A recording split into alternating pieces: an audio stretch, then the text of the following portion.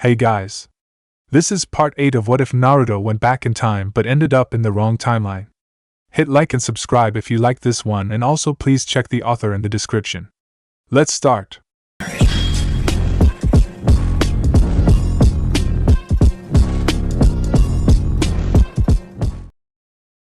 Chapter 73. The forests of Konoha were balmy in the summer. Humid. Sanazuke had never been out in this kind of weather this deep into the forest. Definitely not for this long. He glanced around the camp. No fires lit. Too much risk of the enemy spotting the smoke. Couldn't try it, not this far out of the safe zone. They were all down to bone meal dry rations and what water they could get safely. He hated this. The tension, the restless nights, the constant need to be on the lookout, jumping at shadows and rustling leaves. No one to talk to most of the time. No one could talk most of the time. This was a 2-week assignment, and he felt like it had been going on for 2 months. He wrung his hands together, a nervous tic he seemed to have picked up in just the last few days. Chunin didn't wring their hands like this, did they? Oi, kid! A fast kick to his boot jerked him out of his thoughts, the thump of hardened leather clomping together going off like an explosive tag to his distracted mind as he all but leapt out of his skin. Sanazuke looked up, finding Jounin Captain Hidetada standing over him. Scrambling as quickly as he could to his feet, he stammered a hasty, "Sir!" "Easy there, kid." The Jounin captain held up his hands, and Sanazuke could hear the smirk on his face beneath the mask. "It's not an inspection. You holding up okay?" "I dash." His throat felt dry and the urge to wring his hands together was almost too strong to resist. "I'm fine, sir." Hidetada's head tilted, looking him up and down. "How old are ya, kid?" The indignation, at this point, was almost a reflex. "Old enough." A chuckle was his answer, almost a scoff. "Not nearly," his captain shot back. "But I suppose that's wartime for ya." A single hand raised up, planting itself on his shoulder. "Look," he said. "We just got one more mission out here, all right? We succeed, send word back home for them to send the next rotation. So in this fight, you stay with me, okay, kid?" "I'm not a kid," Sanazuke answered back. "Consider it an order. If you're not a kid, you can follow orders, right?" He opened his mouth and snapped it shut, realizing instantly he'd walked into something of a trap. The captain smirked, squeezing his shoulder once before moving off to some of the others. The mission was meant to be a simple one. Scout the enemy position, report back movements, numbers, potential openings and weaknesses in their position in preparation for the actual attack. A scout mission that stumbled onto an enemy scouting party turned from a look-see into a skirmish. A chakra beacon after that, who could tell from which side, turned the skirmish between two teams into a small battle as dozens of nearby groups from IWA and Konoha converged, escalating the fight rapidly, bringing a fight that had numbered less than 10 people, to well over 60 shinobi. It was the largest battle that Sanazuke had ever seen. And his side was winning. His breath was ragged in his ears, he could feel a burning at the top of his forehead along his hairline. A kunai had almost scalped him. He wanted to say it was skill that made him stop. Some kind of sixth sense. Honestly, he just stopped to catch his breath. The blood stung his eye, made him blink and wipe at it constantly. He could hear Hidetada's voice as the captain barked out orders, coordinating the 30 or so combatants that now had a dozen survivors on the retreat. He could hear the wounded left behind as they gurgled on their own blood, as they groaned in pain and struggled in their last few moments. The men around Sanazuke worked quickly. The survivors weren't survivors for very long. Throats were slit, skulls cracked, as the hastily assembled battle group followed out their orders, reassessed their battle strength, and moved to pursue their wounded enemy before they could escape. His hand rose to wipe at the blood still pouring down into his eye. He realized then that hand was covered in red. When did that happen? Was it all his? It couldn't be. Whose was it? Ajri and Hagero's teams have no injured. Tell them I want them moving fast. Try to get ahead of the enemy. Cut them off before they can get back to the main outpost. Yes, sir. Kid. He wiped his hands over his clothes, the dark green of his vest becoming darker, and still, they were stained red, the skin of his palms smeared with it. Kid. He pressed his hands against his knees, wiping them on the black, and felt his eyes sting. Hey, kid! He jerked where he stood, startling in place as his body went ramrod stiff, eyes and head snapping up to see Captain Hidetada looking at him. You okay, kid? Sanasuke blinked, not understanding for a moment that he was being addressed, and once he did, he found his brain incapable of fully wrapping itself around the question. Sir? The captain walked up to him, snapping his fingers right in front of Sanasuke's face. You all there, boy? Yes, sir, I dash. There was a sound. The sharp, deafeningly loud crack of a snapping twig, and all of them, even him, turned on pure reflex, fully expecting danger. It was a girl. A straggler, barely clinging to consciousness, disoriented, weakly pawing at the dirt, trying to drag herself to safety. One arm was limp, he could see the hilt of a kunai sticking out of her shoulder. He wasn't sure if she'd ever use that arm again. Then he remembered. She was never going to leave here in the first place. He heard the captain breathe, watched his shoulders relax as he realized the threat was non-existent. No stragglers. Sanasuke heard the man call and watched as another chunin from another team drew a kunai from his pouch, marching forward with an aggrieved sigh. As if he were about to put down a troublesome dog.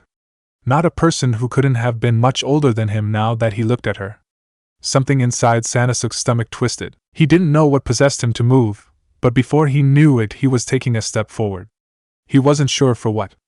What he would say? Would he even say anything at all? The woman gasped and croaked and writhed on the ground, futilely trying to crawl away. She wasn't even moving in the right direction. Then, whatever he was going to do, whatever he was going to say was rendered irrelevant. The chunin raised his hand, kunai knife in his grip, and brought it straight down. And the girl was gone. He never saw it. Not a blur of motion. Not a hint of movement. He didn't even hear a sound. But instantly he felt it, the way every single one of the shinobi around him tensed, how the atmosphere of the already dark Konoha forest shifted and turned into something far more oppressive, far more suffocating than it had been before. He had to look to the others, see where they were looking, follow their gaze to find his answer. Found him. His heart jumped in his chest, his throat tightened up. He couldn't breathe. Kneeling on the ground, bleeding woman cradled in one of his arms, blonde hair, 3 whisker marks. No, it couldn't be him. Not out here, it didn't make sense. This was a border outpost. Nothing, why is he here? You're gonna be alright. Help's here, it's gonna be okay. His voice, his words, something meant to reassure, was a stark contrast to everything Sanasuke was feeling rush through his mind and body with every uttered syllable. So much for catching them off guard. Another voice drew his attention. There was a silver-haired woman standing to their left, on the branch of a tree, a custom Fuma shuriken spinning lazily in her grip, smirking with clear condescension down towards them. Sorry we're late for the party. Another voice, another woman, dark-skinned with midnight black hair, stood at ground level smiling at them with a grin that said she knew something they didn't. Sanasuke turned his eyes back to him, watched as he set the girl down, standing to his full height, dressed in a red coat similar to those of the Kage, a dangerous gleam in blue eyes that looked sharp enough to cut glass. His knuckles cracked like snapping bones as he bared his grit teeth. Your fights with us now, Iwa Nin. Captain Hidetada stood straight and tense, fingers gripping the hilt of his blade tight, and Sanasuke tried not to acknowledge the tremble he could see run through the man as he took a step back. Someone suddenly moved, too fast for Sanasuke to see, but he felt the chakra beacon go off, calling for help. Calling friends? The dark-skinned woman chuckled. Someone, a chunin, answered her. We've got you 3 outnumbered 10-1 Leaf. I got friends too. Her smile curved her mouth into something wicked, cruel. And Sanasuke had a moment to recognize movement in the air behind her. Mine are bigger. The movement turned to a shimmer, and the young chunin's unease became a genuine horror as he saw a massive reptile seemingly bloom into existence, twice the size of a horse, hissing and snarling. Blood-red eyes looking at them with a savage, predatory hunger. Sick 'em, boys! The ground at their feet exploded. Spiders, larger than men, clawed out of the soft dirt, pouncing onto their prey, pulling them into the ground with barely enough time to scream. Just as the monstrous lizard summon jumped into the thick of them, screeching with a reptilian hiss, it all descended into pandemonium. Their allies rushed in from above as the woman with the Fuma shuriken met the new arrivals with a laugh and a howling wind swirling around her hand, tearing at the forest canopy above. On the ground the summon clawed, bit, and bludgeoned its way through anything in front of it. Men screamed, limbs went flying, still gripping their weapons, and bodies were crushed underfoot as the beast tore into anything that drew too close to its mouth, uncaring to the rain of jutsu and weapons falling onto it. Suddenly, they weren't winning this fight anymore. Sanasuke stood in place, frozen, eyes wide, brain trying desperately to catch up to how quickly the situation had fallen apart around them. He could hear the blood rushing through his ears, feel it pounding at his temples, his fingertips tingled, his mouth was dry, all the while his heart pounded under his ribs like it was trying to burst free from his chest. Then, Uzumaki started walking forward. He saw Toryu, one of his squadmates, attack him first, rushing forward, sword in hand, thrusting straight towards his heart. A twitch of his fingers and Sanasuke saw Toryu's hand, sword and all, suddenly fly off his extended limb. A gout of bright red bursting from his wrist as the Chunin screamed, clutching at the stump. He probably didn't even notice the elbow that struck him across the temple, silencing him completely. A dome of earth encased the Konoha nin, pure slate-gray stone, imprisoning him for a moment before a lance made from the dome itself shot out, rushing up towards the trees and skewering what Sanasuke could only assume was the caster, the earth wall crumbling as the man dropped from the trees above like a dead fish. Two more men moved to attack, both fell to the ignored lizard summon, its long, thin, razor-sharp tail whipping out, beheading one and nearly bisecting another. The beast was covered in scrapes and wounds, weapons sticking out of its thick, tough scales. The fresh blood that coated the beast made it glimmer like rubies. A rain of kunai descended from the tree-line and Uzumaki unfurled a scroll from his jacket, releasing a deluge of rushing water.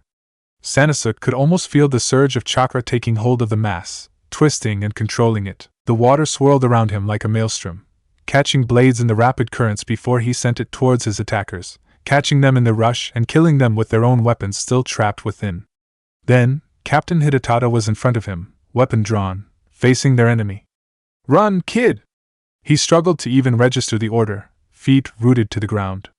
Hidetada lunged forward, slashing with his short sword only for his wrist to be caught, twisted. The older man grunted, struggling against the Uzumaki, punching with his free hand only for that to be caught too, the fingers of his clenched fist being swiftly pried open and pulled the wrong way, until his arm and wrist were held straight.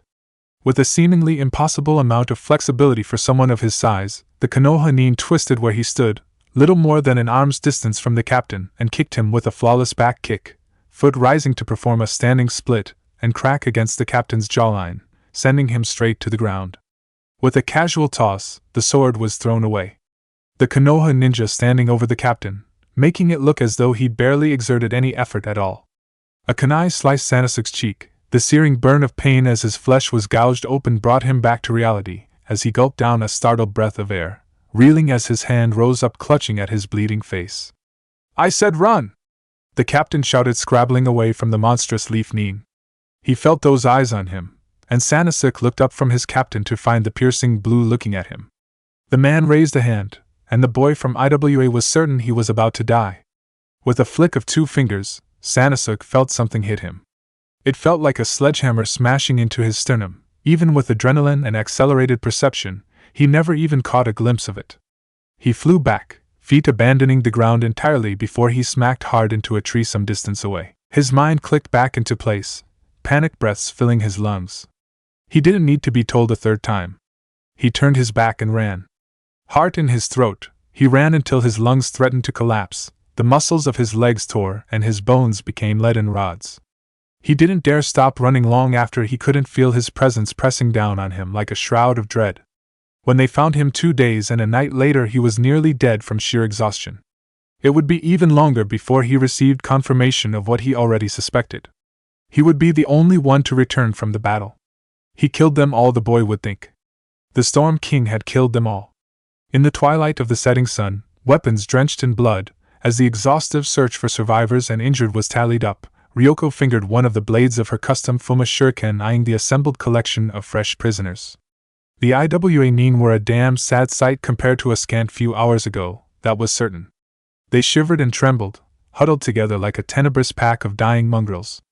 "Don't have enough food to keep 'em, I say we kill 'em all," she leered. Buratomi, Kyofu's present summon, circled like he was contemplating his next meal, the massive beast releasing a hiss from somewhere in his throat that seemed to vibrate the air, its long, slender tail lazily whipping behind it.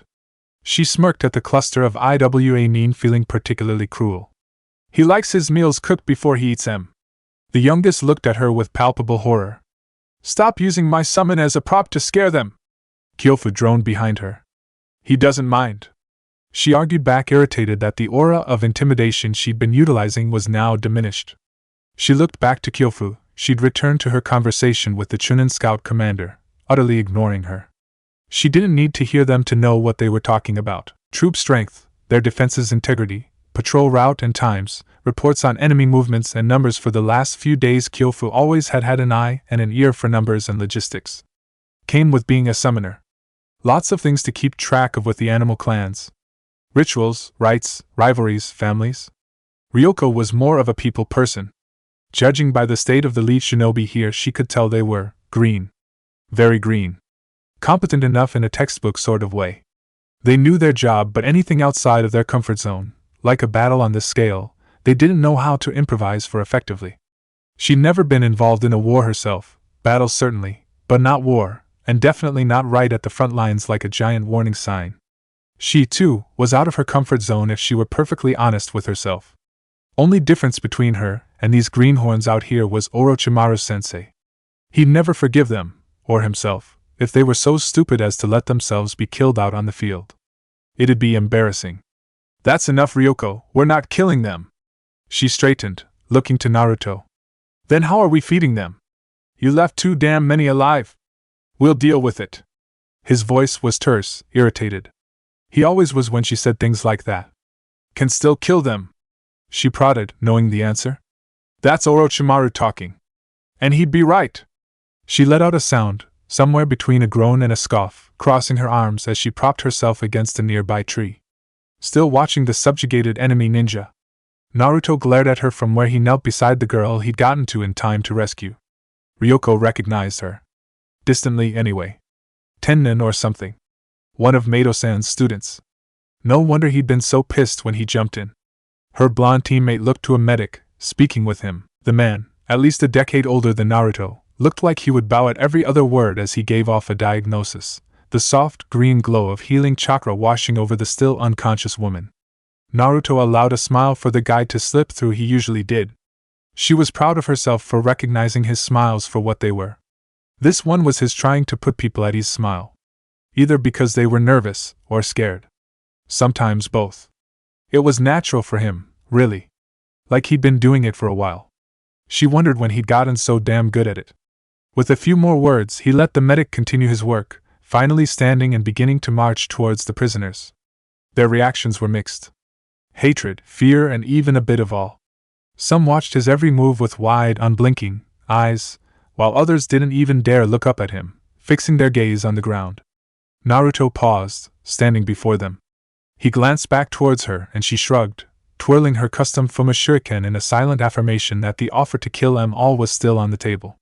He ignored the implication, turning to look back at the captured combatants. I'd rather not hurt any of you, he started, kneeling in front of the group. If possible, I'd dash. And like that the calm was broken. Someone very stupid and soon to be very, very dead, lunged from the group, bloody kunai in hand. Where he'd stashed the weapon she didn't know, and she didn't care. Her arm cocked back, ready to throw the wind-shrouded shuriken. She'd cut them all to ribbons in a single swing and half the forest behind him, but she was too late.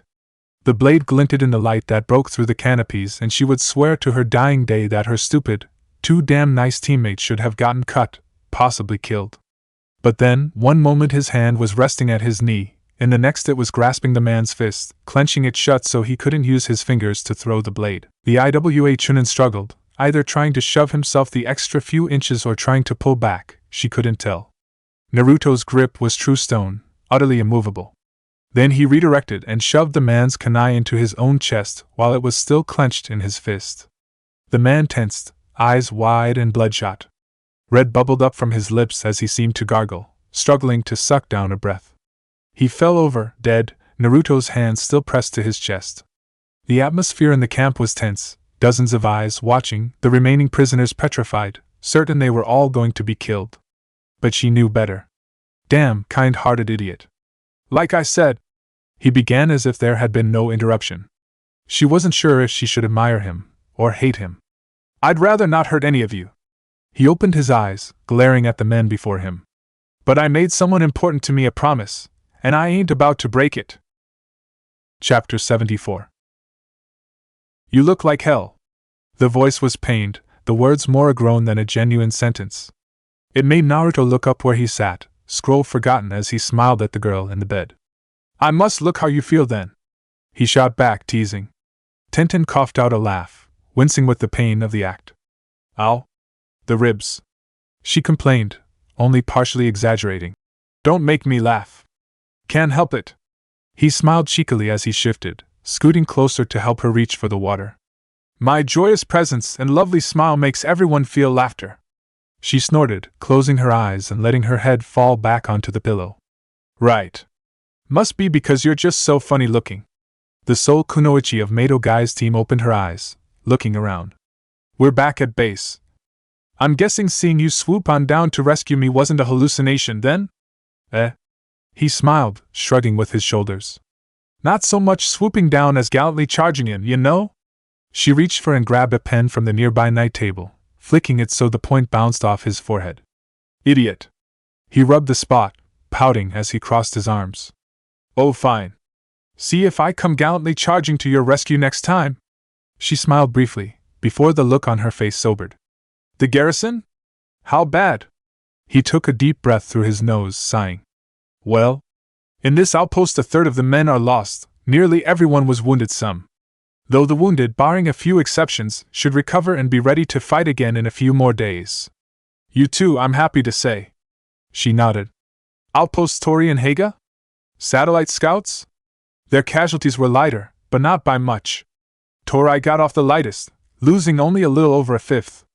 As of now, all three outposts of the border defenses have about 119 shinobi and kunoichi, give or take.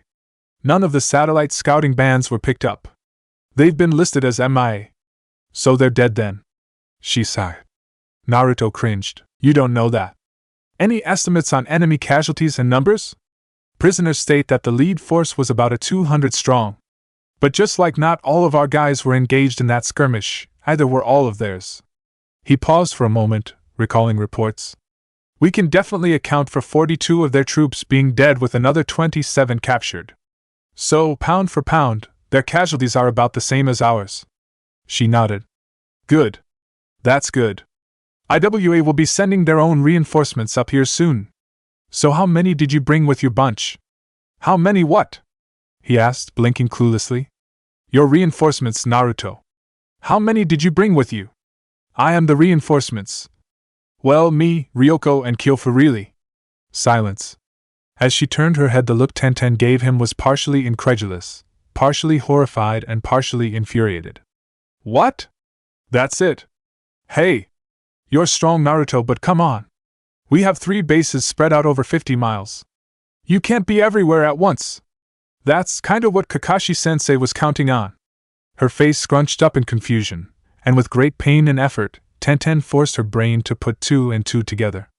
And the second she did and the realization dawned on her, she subsequently forced her body to move, sitting up onto her elbows as she grit her teeth and tried to rise further. Thankfully, Naruto didn't try to force her back down, rather placing a hand at her back and helping her. The fuck does that mean? She needed him to say she was wrong.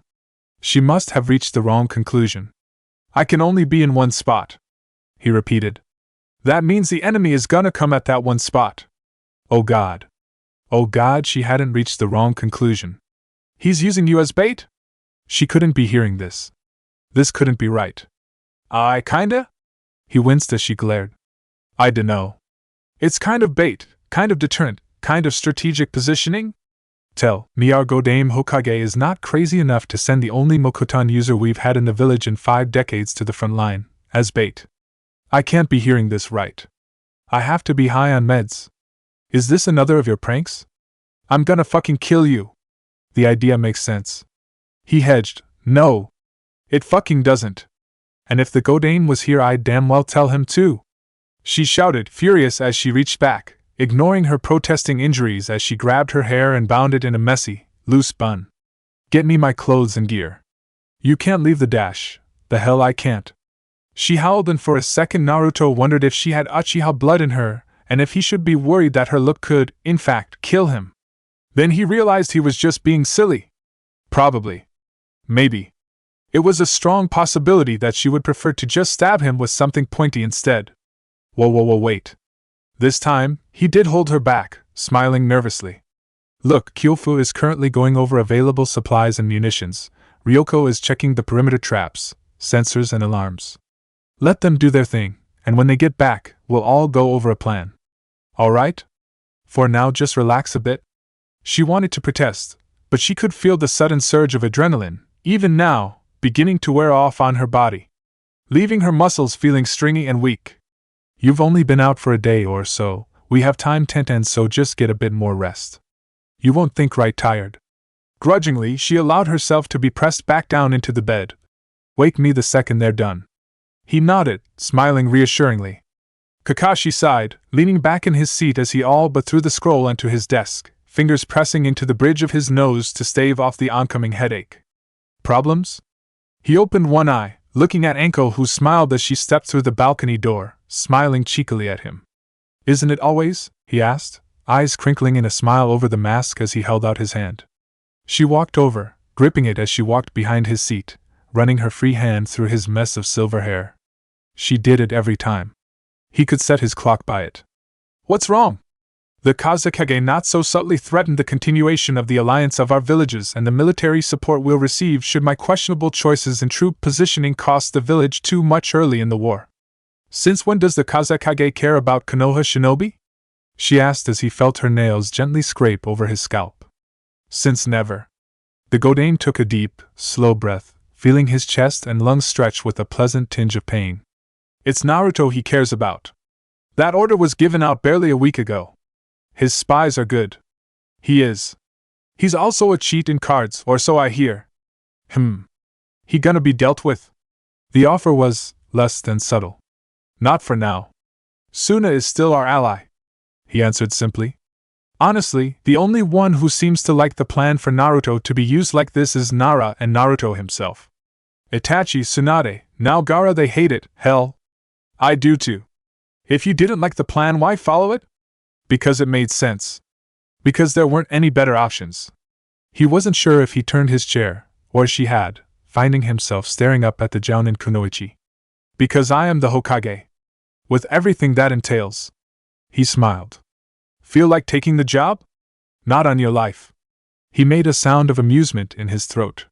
The office of the Tsuchikage was a warm place, furnished with deep redwood, chairs of dark brown leather, green curtains and summer tones. It gave the impression of a cave, a place where a bear could hibernate deep in the mountains, the orange light of the setting sun casting the room in a ruddy glow of fire orange. Even so, Chiyome's voice seemed to lower the temperature of the room, cold black eyes scanning the report in front of her again. This information is accurate?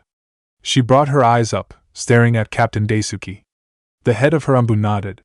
Beside Kuratsuchi, Shinjin stood. The old man held his arms behind his back, hunched forward, knees bent in a way that older people did, but in a way she knew was feigned in the taijutsu master. Clear across from her to the left of the room, stood Akatsuchi. Her childhood friend had stacks of folders in hand, standing ramrod straight and nervous. He usually was one before their Godame. In front of the desk, one standing and one sitting were Daisuke and Hirataro, the treasurer. Delivered just yesterday by the only surviving scout. Captain Daisuke answered with a firm nod. Genjutsu? Hysteria? Many of the vanguard scouting groups consisted of recently promoted chunin. The Tsuchikage placed the report down on her desk, lacing her fingers together over her lap. They're little more than genin, really. That was considered and tested. There were none that we could detect on both counts. While he was certainly frightened and running on adrenaline, the boy had all of his faculties, to his credit. His report was clear, concise, and on point. Far as we can tell, Uzumaki has been assigned to be Konoha's first line of defense. The captain stepped forward, placing his finger over a map of the continent laid out across the desk. Here. At the northeastern border. Border garrison of Okawara. A minor fortification. Not so minor anymore, it seems. The Godame drawled. Hidetada, the treasurer, leaned forward. Can we call on Kumo? Unlikely. Daisuke snorted. While Kumo has declared war and is moving forces to their border, that's the extent of what they've done so far. More likely than not, they're hoping our villages bleed each other, and they would sweep in at the tail end of the conflict to keep their losses to a minimum. They've worked hard over the past 2 decades to contest the notion that Konoha is the strongest village, They'd like to keep it that way after the war's end. If Kiri declares for Konoha, Kyumo will have no choice but to commit more concretely. The daimyo of Kiri still covets the ports taken from his mainland land claims from the First Great War. They would target the Reikage territories more than cede to Konoha's defense. Daisuke shrugged at the treasurer's assessment. Thoughts for another day. In the here and now, I would not expect a strong commitment from Kumogakure. Is there no chance to turn Kiri to our cause? Hirataro hedged. Unlikely. While Kiri has not formally declared, everything points to their leaning towards Konohagakure. They're simply the much more convenient trading partner over ourselves given geographic considerations. Hirataro shrugged as well. Regardless, if Uzumaki is indeed their dash, the man began. We can coordinate with our allies from Ain, Kusa and Taki. Hitaki has placed him right at the proverbial crossroads of all the minor villages. We can surround him, isolate him and kill him. He assessed before turning to the Umbu captain. The scout also reported his two teammates there, two of Orochimaru's Vipers, Kyofu and Ryoko. His genin teammates if I recall correctly. They're ranked a class in the bingo books, both of them. One S-class and two A-class Kunoichi cannot overcome 3 minor villages plus our own battle group. The treasurer said, turning towards the Tsuchikage. Tsuchikage-sama. You've assembled a team specifically designed to destroy Uzumaki, and now Hitaki has blundered, placing him right in front of you. Give the order now, while we still have the border outposts outnumbered. Hitaki can't be so foolish as to not be preparing reinforcements to send to the place already. I concur. Daisuke nodded firmly. I can give word to all of our allies within 2 days. We could be marching by 3 and attacking the border guard en masse within 5. Even if Hitaki were to send a group today from Konoha, they would barely arrive in time to affect the battle. What about Michizu-sama's forces? The samurai are already marching onto Konoha's far northern fortress along the rice field plains. The Haino Kuni's court is finally settled, but it will take them time to organize and restructure. I do not see them being able to send significant support, while Michizu-sama threatens to flood the north if they take Nagashino Castle. They will focus there. Both men looked to the Tsuchikage, all but salivating at the prospect set before them. Uzumaki Naruto, delivered right into their hands. Kuratsuchi could almost taste their bloodlust. The Tsuchikage leaned back in her seat as her eyes closed with a soft, languid sort of calm. She placed her chin against her fist, leaning to the side as she rocked on the leather chair back and forth, swiveling to the balcony and back again. She repeated the movement again and again before she opened her dark eyes once more, her lips curling as though she was tasting something bitter and unpleasant. I do not like this. The two men looked surprised, with Hirataro moving to open his mouth. Tsuchikage — I said I do not like this. She repeated quietly, silencing the man almost instantly. Akatsuchi. Kuratsuchi's childhood friend snapped to attention. Ma'am? How soon can our forces be ready to move? How many, ma'am? All of them. Akatsuchi blinked, stupefied. Kuratsuchi couldn't blame him, and she could tell the others felt the same way. Mobilizing all of a ninja village's forces to attack a single target was excessive. Insane, really.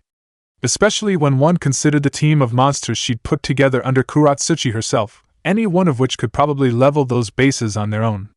Ah, well. What target?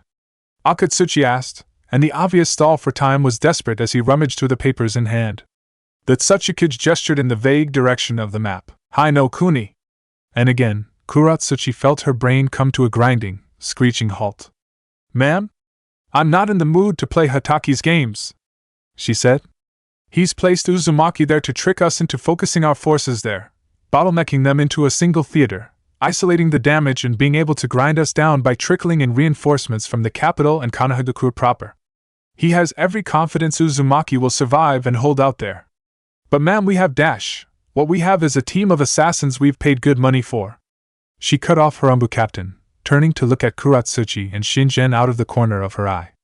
A team which, whether or not we march on Konoha, should always be ready to face and eliminate both Uzumaki Naruto and Uchiha Itachi. From where I sit, all of the resources to be spent on those two have been spent and assigned. They will receive enough support to outnumber the garrison of the border bases by at least 2 to 1. The rest of our battle groups dash.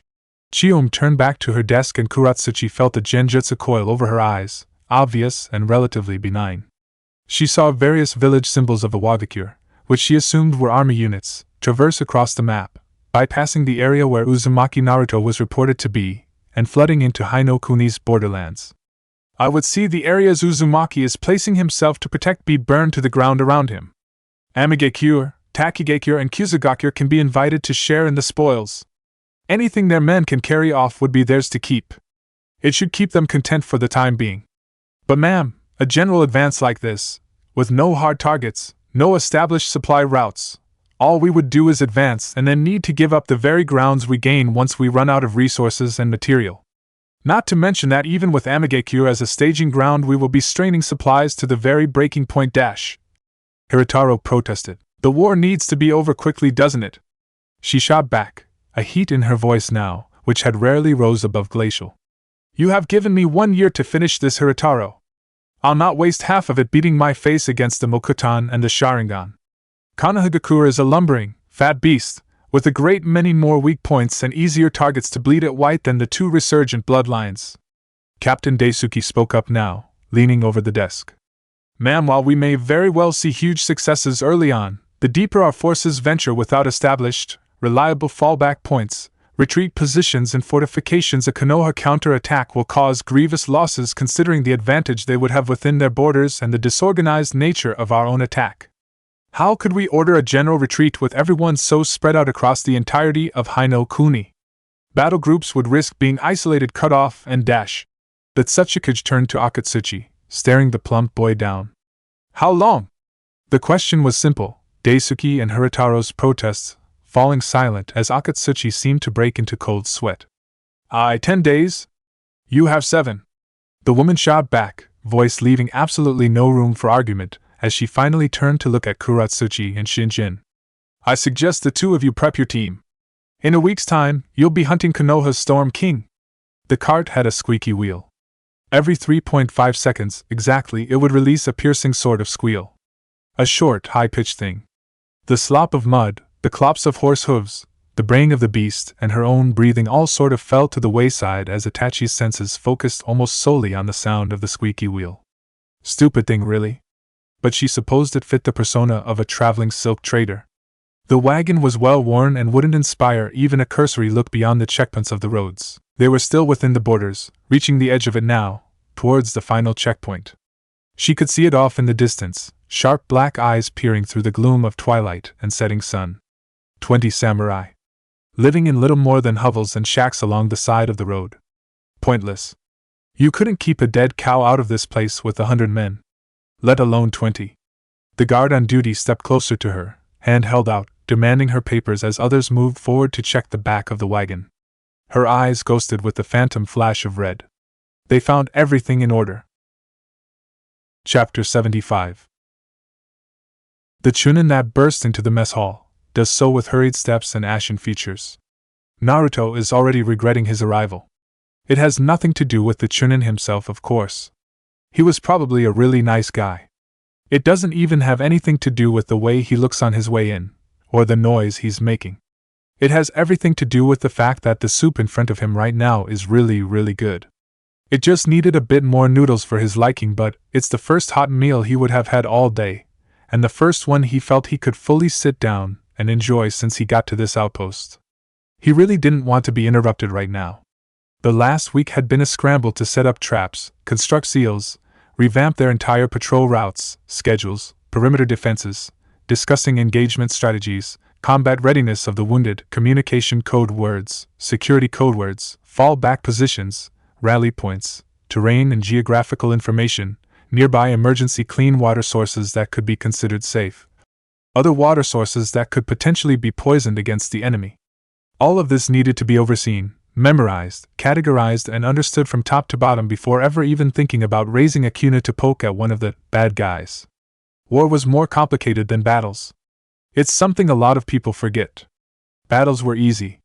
Fast, simple, destructive things. Over before people really got a grasp of what was happening. War was a waiting game. Waiting between those destructive, quick moments called battles. And whomever spent that wait time preparing more efficiently or more cohesively than the other guy, well, that side had a better shot of winning those big flashy moments. So here he was, with a moment of seemingly being able to sit and wait in relative peace, enjoying a hot soup, and it was this moment, because of course it was, that someone decided to interrupt him with bad news. Because what other kind of news could it be? The Chunin reached the table. Tenten, the outpost commander, was sitting across from him, sharpening a knife. Ryoko to his left was eating, and Kyofu, all the way in the corner, contenting herself with scratching the head of a lizard summon and watching as the scene unfolded in front of her. The man looked between himself and Tenten, apparently unsure of who the senior officer was. He looked at Tenten, the bun-haired girl, rolling her eyes before she sighed. "We're not getting any younger, Hagoromo." "Ah, why yes, ma'am." He held out the scroll towards her. She reached forward, grasping it before leaning back in her seat. "Too much to hope that there's a Cliff Notes version?" She was only half joking, unrolling the scroll, eyes darting across it, reading quickly. Her expression never moved, but Naruto knew her well enough to know the news, as expected, wasn't good at all. He got confirmation of such when she abruptly stood up. "All Chunin team leaders plus VIPs in the map room, now." Naruto let his spoon clatter into his half-full plate, resigned to its condemned fate of becoming cold sludge soon enough as he pushed off his seat. Kyofu, Ryoko, and others doing the same as the designated parties all scraped their chairs across the ground in the sudden scramble to get up and follow. Hyuga Hanabi was not, by any stretch of the imagination, a stupid child. She was, for lack of a better term, a genius, both in the academic aspects and the physical aspects of being a shinobi. More than that, she was as close to royalty as the village had, even more so than Kato Akane. Great-great-granddaughter of the shodaime her friend might have been, but her childhood was far more conventional than all the pomp and ceremony that came with being an heiress to the main branch of the Hyuga family. Her earliest memory was not playing in the park with her parents. It was learning how to properly utilize each piece of a ceremonial tea set. Most things were spent on similar things: study of classic poetry, study of legal documents, binding agreements that tied her family to Konoha, or tied other families to her own, study of the documents involving the various rites and ceremonies of the clan, the study of the chakra points, the books of I Ching, and spring and autumn annals from the Hyuga family first and second generations. Neither her childhood nor Hinata's had ever been genuinely normal. It was these experiences that allowed her to pick up on something a lot faster than Akane. Namely that the young girl, Yugogo-san's daughter, Sasami, wasn't just shy and quiet, as they'd been told. The girl held herself differently than a child should. She spent her mornings practicing calligraphy. The books in her room were far too advanced for a 6-year-old. Her manners and vernacular were impeccable, just like Hanabi and Hinata before her. This was not a normal child. And the longer they were assigned this alt-daily D rank, the less and less it made sense to her. Their assignments were simple, plebeian things, as D ranks tended to be, but Yugogo was a shinobi herself, a highly trained one, judging by how her chakra moved through her body and the state of her tenketsu. Babysitting should have been part of the mission for the times Yugogo-san went on missions herself, but it wasn't, because the woman never went on missions. She trained, she held weapons stashed along the house, she clearly had a steady income if she could afford to have 2 genin running chores at least 3 times a week for her, let alone 2 genin on the level of herself and Akane, who had demonstrated mere weeks ago that she was grossly overqualified for the rank at this juncture. The pieces slowly but surely were coming together in her mind, and Hanabi realized very quickly that this young girl was likely a member of the nobility. Some minor lord perhaps, child of a mistress he wanted out of the way and had hired shinobi to guard and care for her. It would answer a lot but hardly fit everything. For one thing, it was an awful lot of expense for a base-born child. And she certainly wasn't educated like one. Perhaps political infighting? Fear for the child's safety, also a possibility. But what lord? What region? It wasn't impossible that a nobleman from Suna or Kiri had hired outside his native state if he feared political infighting could harm his child, though it did risk secrecy should village eyes and ears catch wind of a cash flow consistently leaving the village. The pieces were there, but it was still incomplete. She needed more info. Whatcha thinkin'? Gah! She nearly jumped out of her skin, blinking to find Akane's face barely an inch away from her own. Hanabi scowled, shoving her friend away with a firm hand to her chest. Don't do that! Her redhead friend smiled stupidly. Oh wow! You must have been real out of it to let me sneak up on ya. Hanabi snorted. If you must know, I was thinking about our mission. Akane blinked, staring at her with an utter lack of understanding before raising her hands and looking down into the bags hanging from them. Did we forget something on the grocery list? Not the gross or the D rank as a whole. the heiress shouted, barely resisting the urge to stamp her foot in frustration. Working for Yugigo-san and her daughter Sasami. Oh yeah? I was thinking about it too. That surprised her. Milky white eyes blinked in surprised curiosity. Why you have? Yup. A resolute nod came from the redhead. I was thinking maybe I should bring a board game or something for Sasami. Which one do you think she'd liha? What's wrong? Hanabi's hand smacked loudly over her face. You know what, let's just go deliver the groceries. Huh. Nabi-chan, what did I say? You don't like board games? Hey, wait up.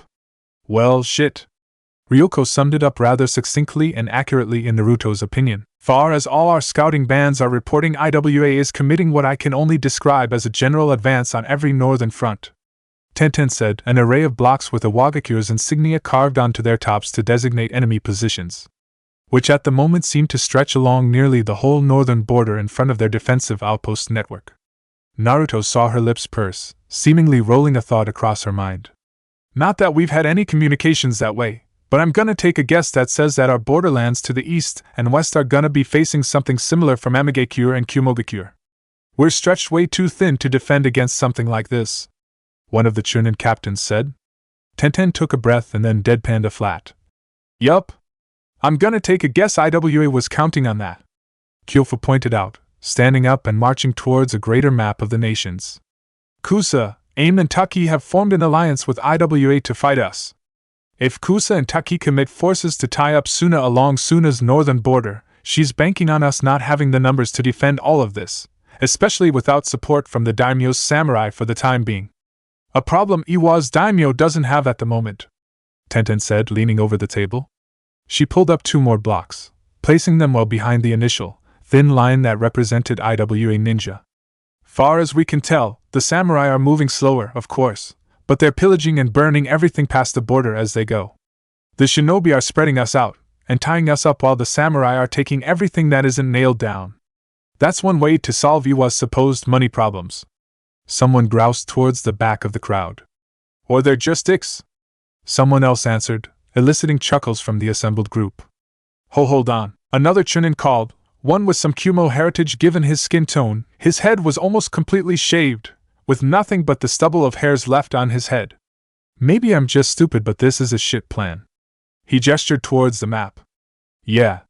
They're spread out, and we can't get 'em all, but if they're spread out their lines are thin. And we have the biggest, fuck off, stick to beat them to death with this side of the continent, so let's use it. He gestured to Naruto, then seemingly realized the blonde was not, in fact, an inanimate stick but instead staring right at him. I mean let's use him, let's. Sir? The blonde in question had to chuckle. I think that's my favorite description yet. The shook off his sheepish awkwardness and turned back to Tenten. Let's just charge out and meet them.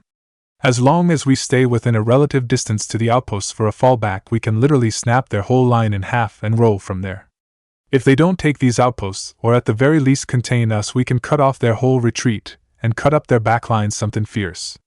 The man's assessment caused a ripple of consent and brought a contemplative look to Tenten's face.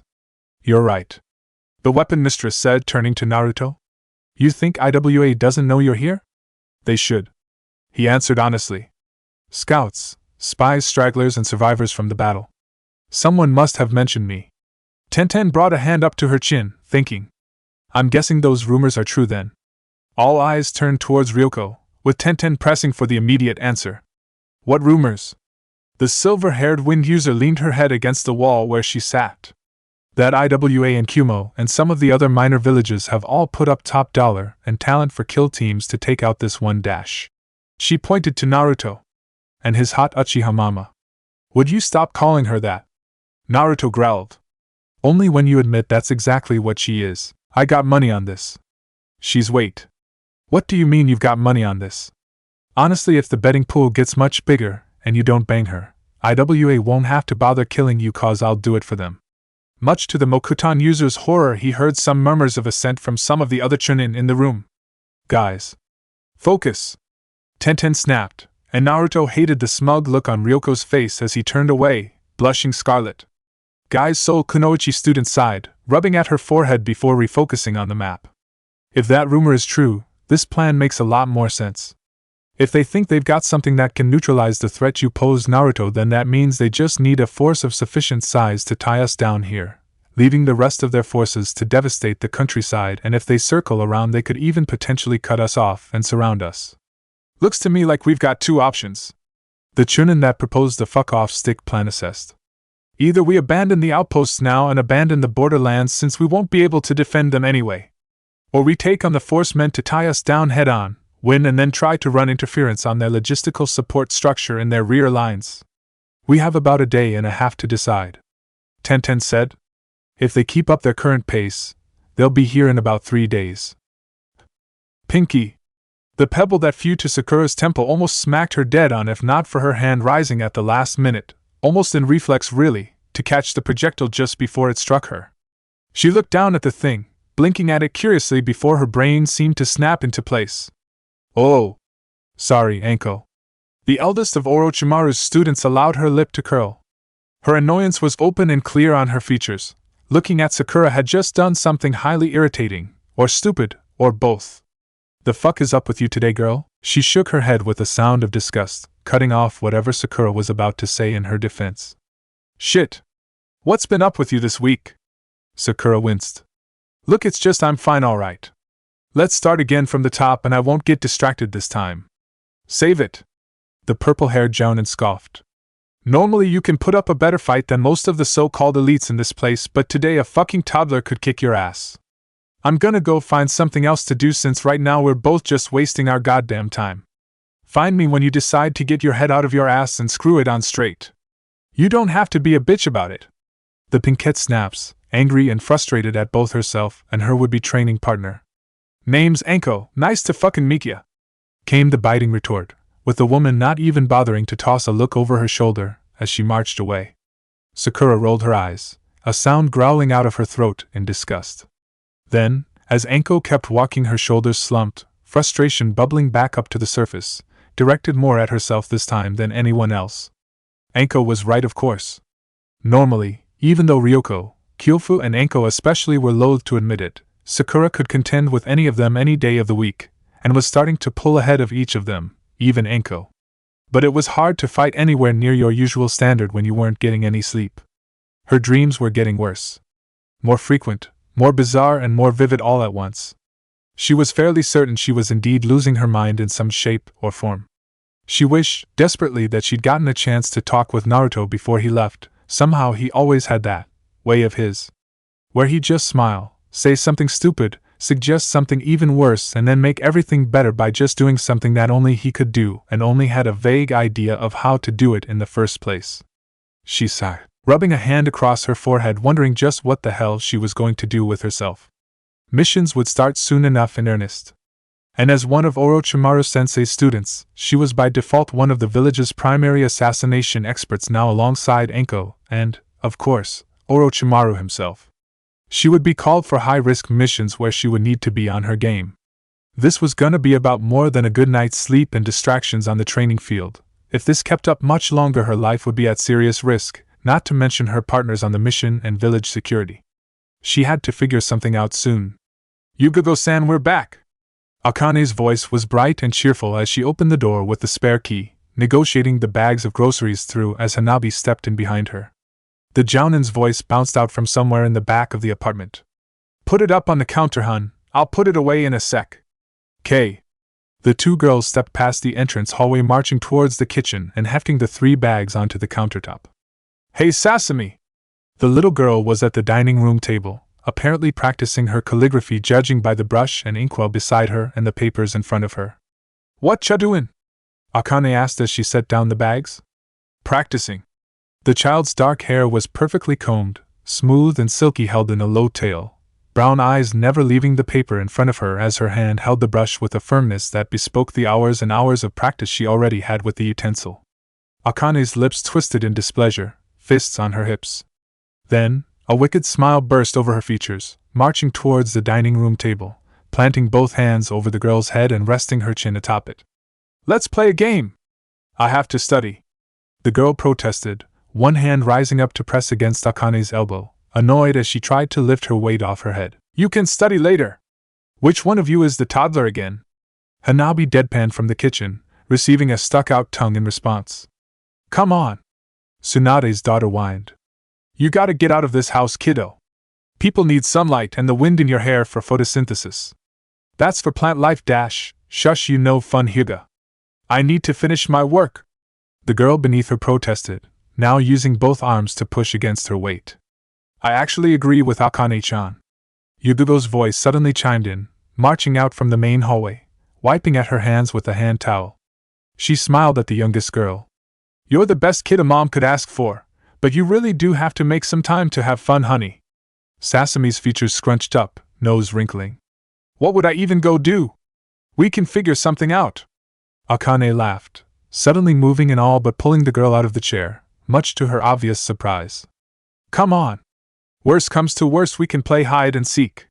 What's hide and seek? A pulse came from the forest late in the night. Distant, yes, but close enough to still fall within range of relative safety. It happened again, a third time. It repeated, a pattern of chakra pulses that even non-sensor Nin were able to detect. The garrison went still, each chunin and sentry pausing as they analyzed what they were sensing and translated the pattern. Why announce themselves?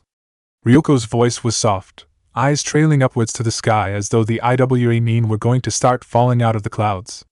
She wasn't the first one to talk, murmurs and whispers haven broken through the chunin ranks long ago, but she was the first one he decided to pay attention to. Best thing would be surprised, no? She asked. They want to meet. Naruto answered. The code and the pattern's clear enough. It's too early.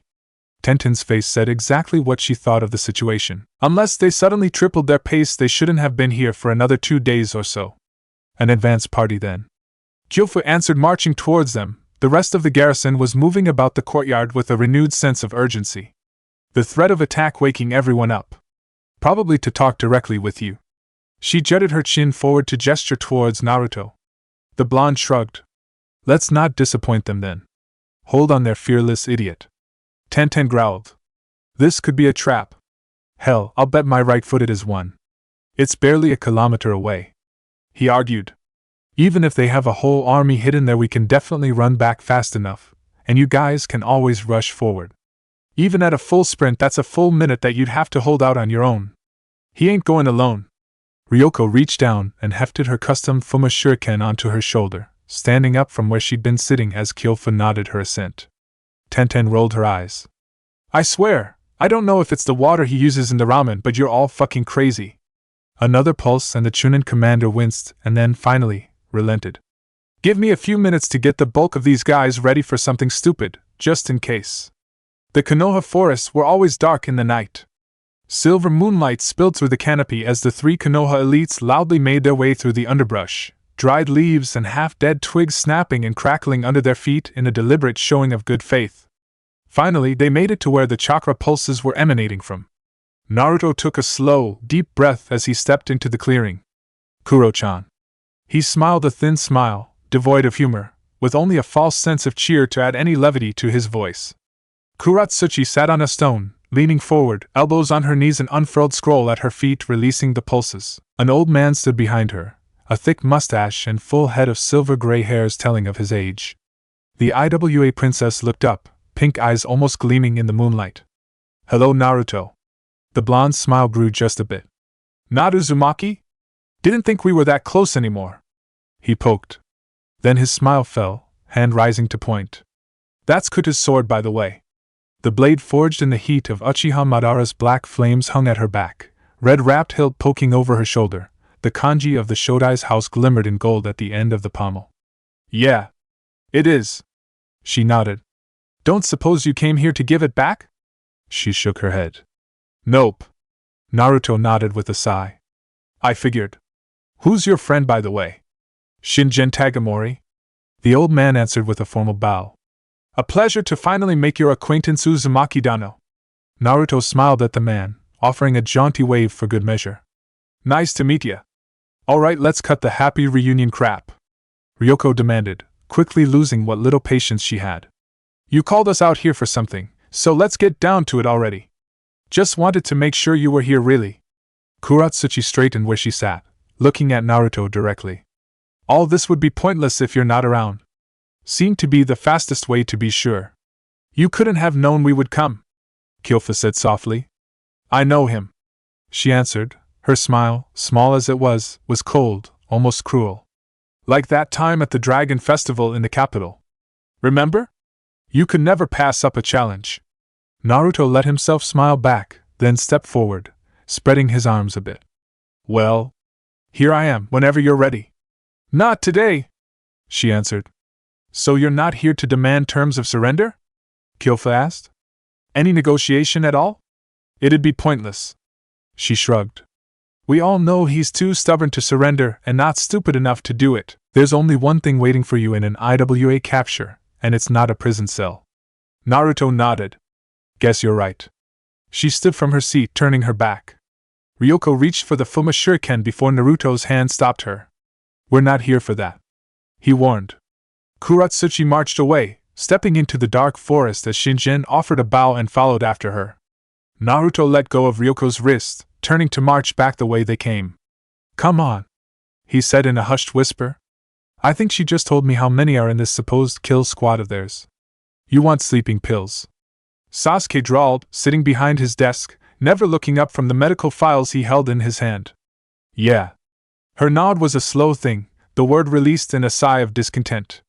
I've been having a lot of trouble sleeping lately. So I dash, any particular reason why? He interrupted, turning a page, eyes still scanning the document. Don't worry about it. Just give me something so I can get some sleep. The second the words were out of her lips, she knew she'd misstepped. Sasuke could be like a dog with a bone when he got it in him, and the look he directed her way out of his periphery told her he just found a particularly interesting one with strips of meat still attached to it. I don't know what kind of medic you think I am, but I'm hardly going to prescribe medication if I don't think it's necessary. And you haven't given me a reason to think it's necessary, Haruno. She frowned, irritated. Would I ask if it wasn't important, Sasuke? He shrugged carelessly, turning back to his file. Stressful job. Anyone can snap under the strain. Self-medication and drug abuse is an easy outlet for some. She caught the twitch of his lips as he tried to hide his smile. She drew a kunai and tossed it at him, ring pommel first, aiming for his head. You're a colossal ass, you know that? He caught the thrown weapon by the hilt, twirling it by the ring, attacking a fellow Konoha ninja. Your teammate no less. Might have to go on your record. Maybe under psychological issues. He didn't hide his smirk this time and lazily tossed the weapon back. She sighed, aggravated as she snatched the blade out of the air, holstering it again. There was a silence between them. It was tense, seemingly waiting to see who would crack first. Finally, she sighed. I've been having dreams. He turned another page, leaning back in his seat, satisfied with his victory. What kind of dreams? Weird ones, she answered. They're vivid. Crazy. Feels like I'm on a damn acid trip, and I remember them in perfect detail after I wake up. Not like normal dreams. What do you remember? She half scoffed, half laughed. It's some really crazy crap. Like, Jiraiya-sama is still alive in some of them. For some fucking reason he's dressed like a kabuki.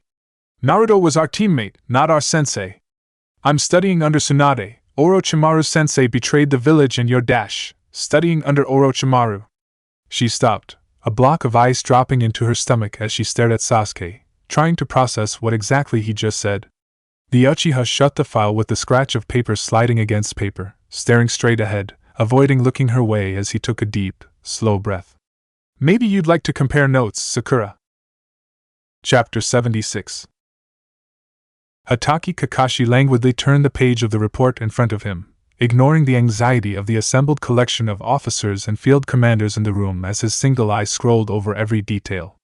The Chunin messenger had rushed, for nearly a full day and night to reach the village quickly enough, almost killing himself through sheer exhaustion and doing absolutely no favors to his leg muscles. He'd be in recovery for at least a week. Regardless, the news he delivered had spread through upper command like wildfire, even through the standing orders to regulate information. It was just too big a development to stay a secret for long. The spy reports he'd received barely an hour before the official messenger arrived had been right on the money. IWA was marching in a full, blanket attack across the entirety of their northern and western border. Estimates put the border outposts as being able to hold out for 3 days, at best. Some parts of the IWA assault were thinner than others, so some scattered bands would be able to survive and drive them off, but on the whole, the force employed as a defense of the north was going to fold, and if by some miracle they did hold out, the Tsuchi daimyo's forces would arrive almost 2 weeks before the nearest collection of still resupplying and rearming conscripts of the Haino Kuni standing forces. Quite a mess, really. The son of the white fan cleared his throat and turned another page. Hokage-sama. He held up a single finger. Ah. Not done yet. This is serious, Hokage-sama. Danzo suddenly from his corner of the room snapped, rapping his cane on the ground, the scars and lines of his face growing deeper and harsher in his anger and impatience. The other Jounin commanders didn't do anything as unprofessional as nod or murmur in agreement, but he did see the agreement in their eyes. They were panicking. They wanted answers. Orders. Quick, decisive action. They wanted Hiruzen. He suspected they weren't going to like what he had to say. He reached the last page, a final report on how the Suna border seemed to have avoided Konoha's besieged fate. IWA was concentrating purely on Konoha. Even their allies in Taki and Kusa hadn't harassed the Suna lines, though reports did indicate they were amassing their forces. Where that gathering was taking place exactly, well. He tossed the papers on his desk, and allowed the room to fall into silence as he closed his eyes.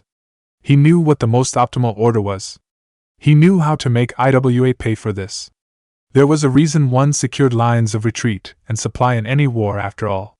He was finding, however, that it was one thing to know the right order and quite another to actually give it. And this order would certainly test the people's tolerance of his untested command. Quite a position that Tsuchikage had placed him in. He had to wonder if she did it on purpose. Hokage-sama! Someone, again, snapped at his seemingly uncaring attitude. Kakashi ignored him. Hinata-chan! He called. His soul student marched out from around the balcony door, staring into the room. Her umbu gear was in place, save for her mask. She never did like wearing it. With no voice, expressions were something she valued more than most. The girl offered a bow, waiting. You're to assemble a team of your choosing to leave by tomorrow afternoon. Your mission is to retrieve Uzumaki Naruto from the front. I don't care if you have to drag him back kicking and screaming. The Hyuga princess offered a bow and a nod. We're retreating. The order was there, on the tip of his tongue. Burn everything. Burn down the grain silos, poison the well waters, dam the rivers that they could get to, lay down traps across the dense forests, butcher the livestock and spread the corpses across the countryside to make disease and pestilence fester. In short, make their walk to the south a walk through a small sliver of hell, then attack as they drew close. Nip at them, claw and tear at them piece by piece until they've been bled white just marching down here. That was the way to win. IWA wanted a fight. They needed a fight. By every metric and every report, anything longer than 9 months would utterly shatter their economy. As it was, he was hearing reports from multiple sources he trusted that they were reneging on debts to the Tsuchi daimyo in terms of grain. They couldn't win this war. They couldn't last long enough to win it. This attack could be called bold, but he had another word for it. Desperate. He'd hoped to delay, to stall, Naruto's presence at the border, if not a deterrent was meant to funnel them onto one location looking to kill him. Delay and stall.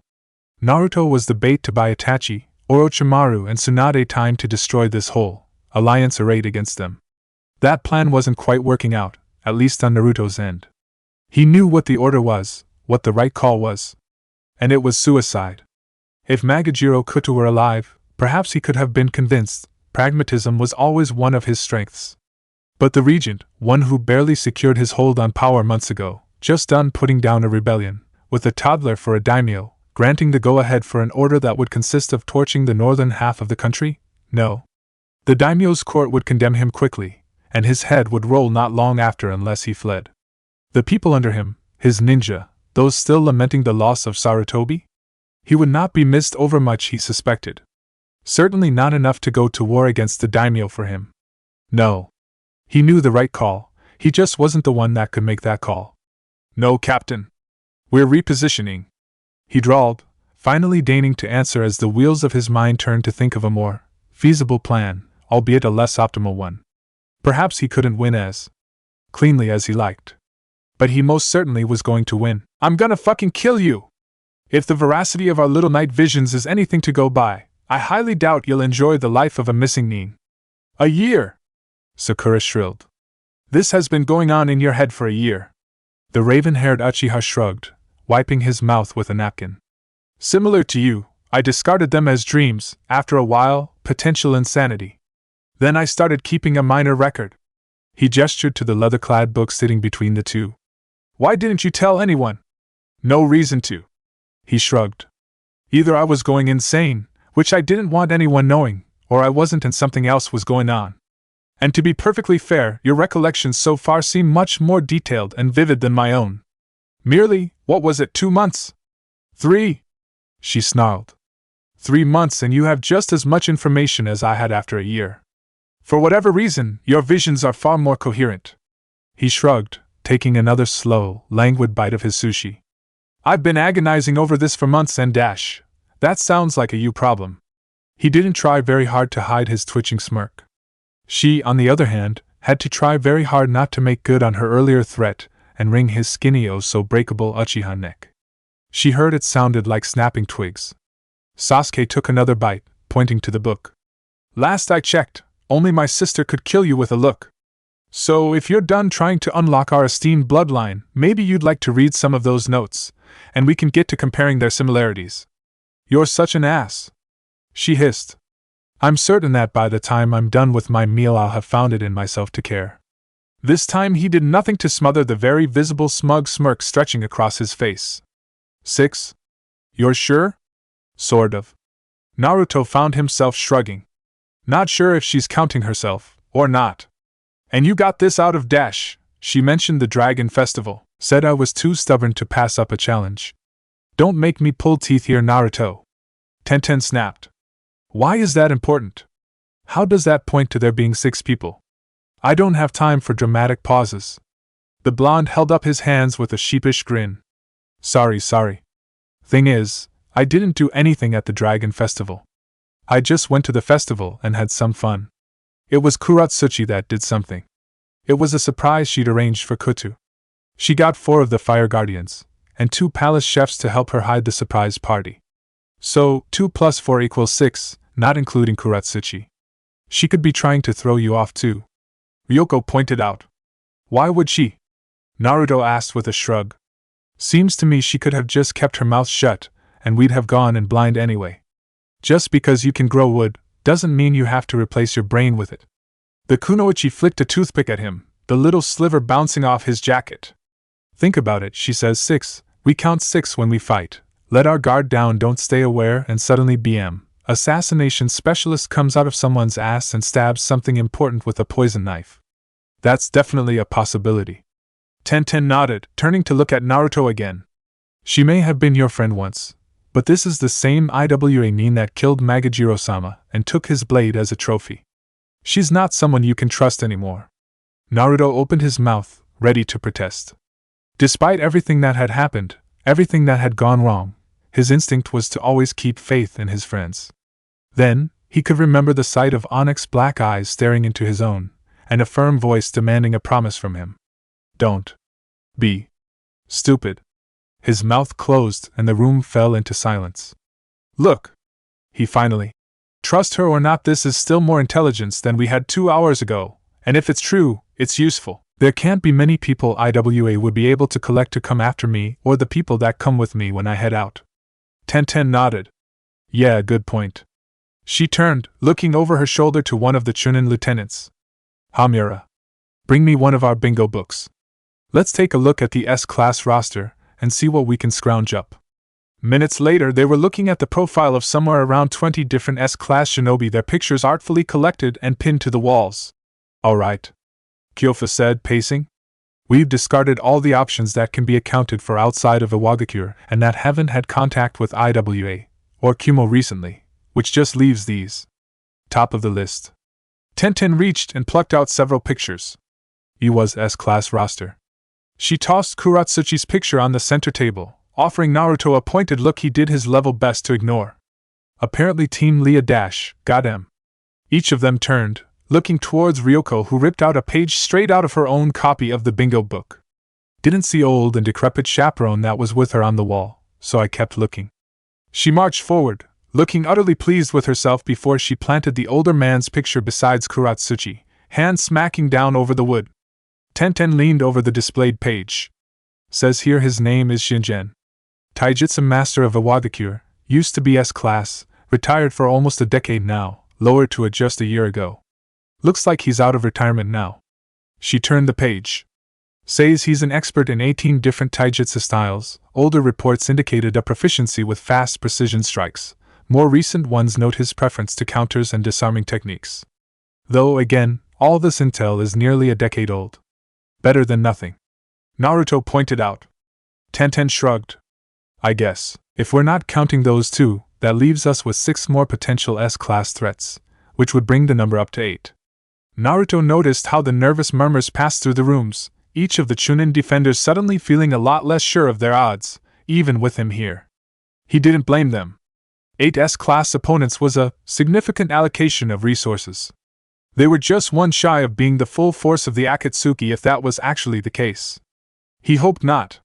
At best he could take on 3, maybe 4 if one of the S-class was a bumbling idiot like Haiden that just had one good trick up his or her sleeve. He took a breath. Well, let me add my guess to the mix. He stepped forward, plucking out a slip from Tenten's hands. Han. He declared, placing down the picture. If they're gonna send anyone after me, it's gonna be him. He took on both me and Itachi years ago and gave us a solid fight. They'd bank on him again. Tenten cringed. They're Jinchuriki too? On second thought, judging by how the worried murmurs seemed to now be genuinely fearful, maybe he should have kept his mouth shut. I'm guessing. He tried to assuage. My Mokutan can contain his bijou abilities, so maybe not. Tenten tapped her fingers over his picture on the table. Let's err on the side of caution. She perused the remaining 3 slips. We have about 3 more S-class ninja for Iwadakure here. One is their Kage, so she's out. They wouldn't risk her like that leaving us with 2. Naruto turned his eyes to the filled-out wall of potential candidates to kill him. The sad thing was, as many as there seemed to be on that wall, that was only the list of people that could kill him. The list of people that wanted to kill him was likely much, much higher. That was kind of awesome and kind of depressing, to be honest. They correlate. The statement was breathed out, almost in a whisper, almost in disbelief. Sasuke leaned back in his seat, blinking in mute shock. You sound surprised, she said. I expected there to be some matchups. Given what you'd already said, obviously. The Uchiha shrugged, bringing a hand up to rub at the bridge of his nose. But not for everything to match so precisely. Dates, names, locations, even descriptions of events, the state of the country we're dreaming about.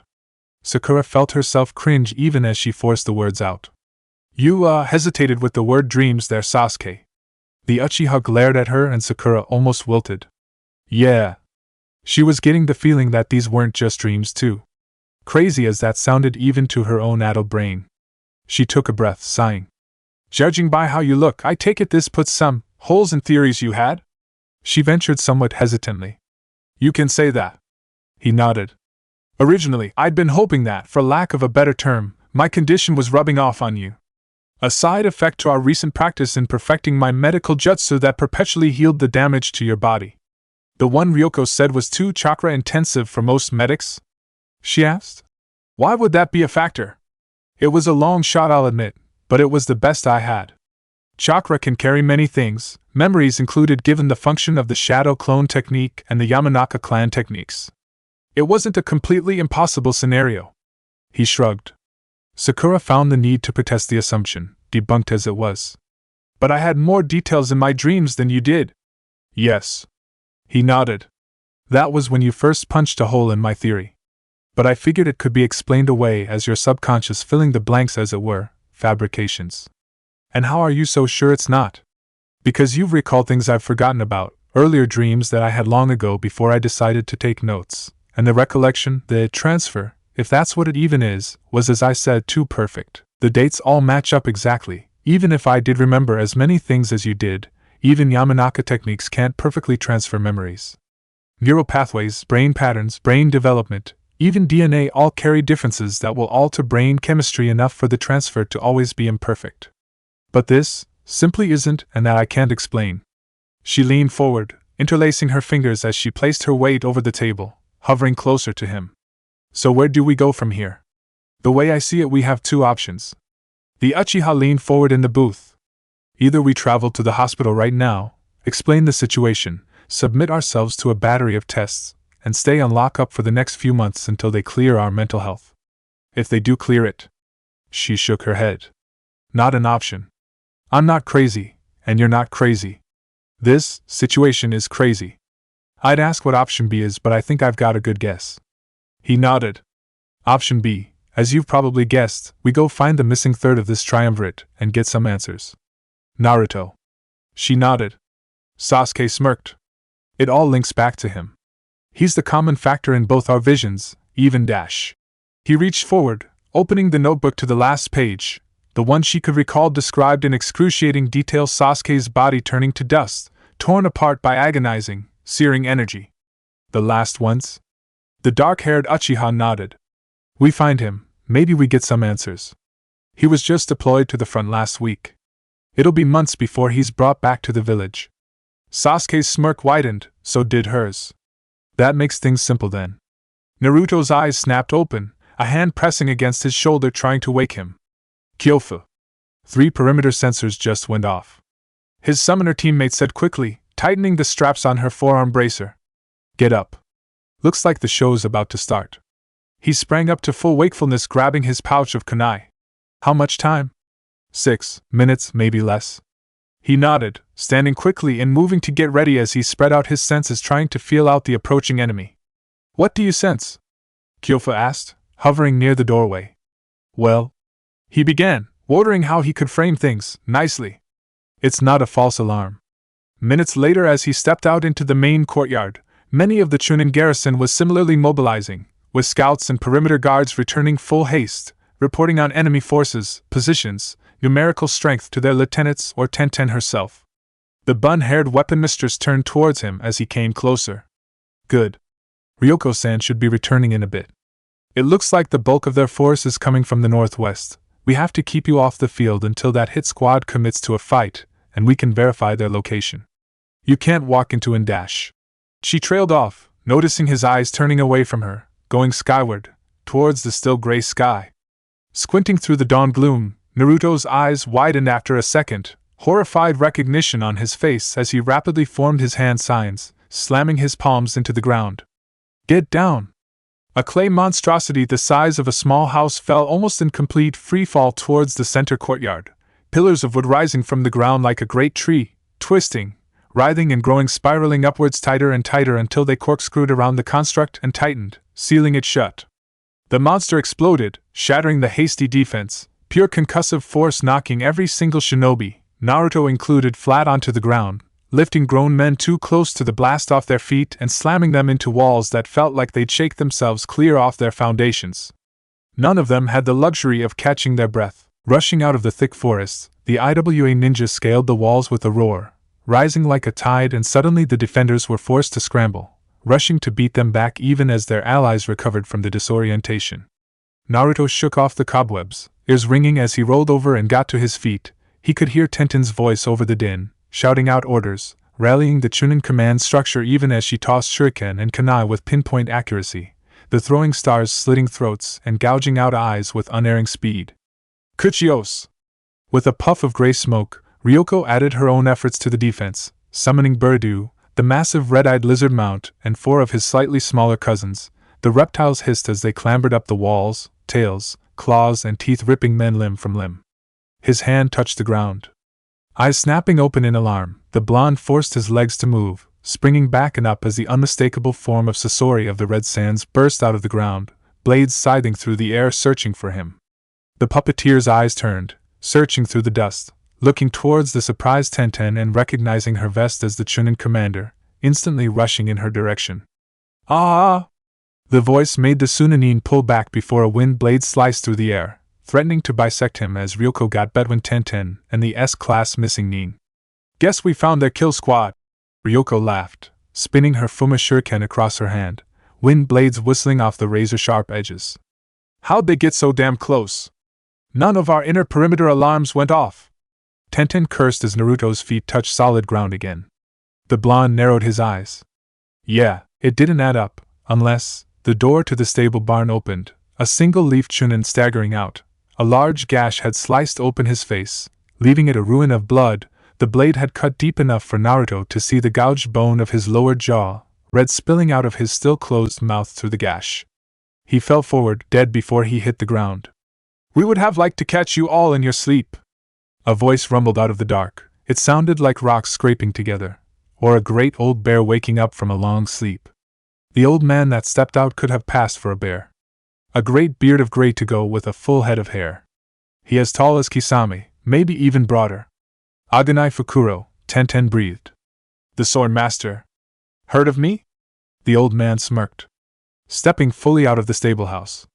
Wolf fur framed his massive shoulders, clothes of dark boiled leather armor pieces over loose clothing designed for freedom of movement. "You were on our list of possible IWA mercenaries," she answered. Naruto marched closer, stepping up beside his two friends. "That makes 3 by my count," he whispered. Like a pyroclastic cloud, from the east, Han rose over the wall, burning the men in his path, be they friend or foe. Only his lower half was converted to steam, and he suspected the limitation likely had plenty to do with the machinery that seemed to be grafted to his upper torso, a litany of old scars now marring his flesh. It looks like their last encounter had done quite a number on the Jinchuriki. The steam dissipated, fully revealing at long last Kuratsuchi and the old man, Shinjin. "And that makes 6. The blonde stared across the courtyard, looking to Kuratsuchi as the pink-eyed girl drew the red-hilted blade from her back. "You all know your job," she said, voice flat and dispassionate. It wasn't his friend standing across from him right now. She pointed the weapon straight at him. "The only way he leaves this outpost is in a box." Hinata walked down the Konoha roads, the early morning sun beginning to rise over the village. She made a mental list of necessary additions to the team. Lee or Guy were both immediate picks. If one wanted a front line shinobi, there was almost nothing save perhaps the Sannin you'd pick over either of those two. Shikamaru and Yamanaka were both good options. Nara knew the lay of the land, and Ino's ability to infiltrate enemy groups was nearly unrivaled. They'd certainly need a. There was a tap on her shoulder. Hinata turned, and the second-best medic and one of Konoha's top assassination experts stood in front of her. "Heard you needed teammates for a mission to get someone back." Sasuke smirked. "We'd like to volunteer." Sakura smiled, green eyes glinting in the early morning sun. The rain, as ever, was pouring from the sky. Thick gray clouds blotted out the sun, and the cacophonous din of water striking metal sheets overpowered almost everything else within the village, standing at the lower levels of its serpentine streets and claustrophobic alleys. The foreigners weren't happy, unused to the tight spaces, and used to the feeling of eyes watching them with ill intent, the haunting melancholy of residing in the ruins of what had once been a sprawling city. They could not wait to leave already, she knew. And Conan could not wait for them to be gone. Not all the warbands and clans had agreed to her alliance with IWA. She'd forced, bargained, and cajoled the majority into line, but the longer this situation persisted, the greater the chances her hold over the fractious clans would slip, the greater the chances those who hadn't agreed would find a way to strike at either herself or the foreigners. Either way, it would make her look weak, and her tenuous hold would be all but forfeit. She looked down from her place on high, watching the comings and goings of the people far below. In all the movements and fresh arrivals, neither she or anyone could have ever noticed 3 extra faces in the crowd of hundreds of strangers. Chapter 77. "Bring him down!" Kuratsuchi's shout brought the inner courtyard into a frenzy of activity, and suddenly, Naruto was forced to move with all of his considerable speed to get away as Sasori, Deidara, and Han surged forward with murderous intent.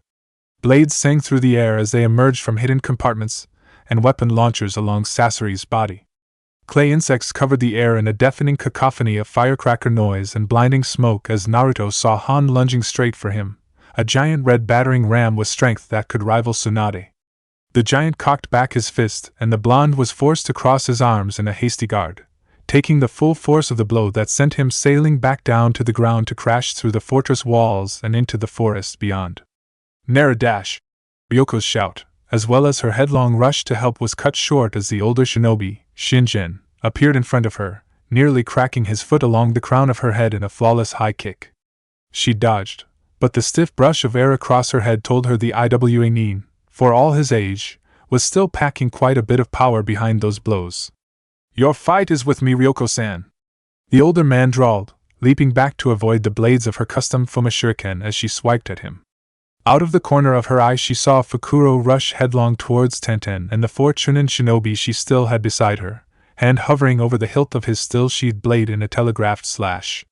As he neared, his free arm was the one that lashed out, tossing out black firework powder from his sleeve long before he or the men were in reach of each other.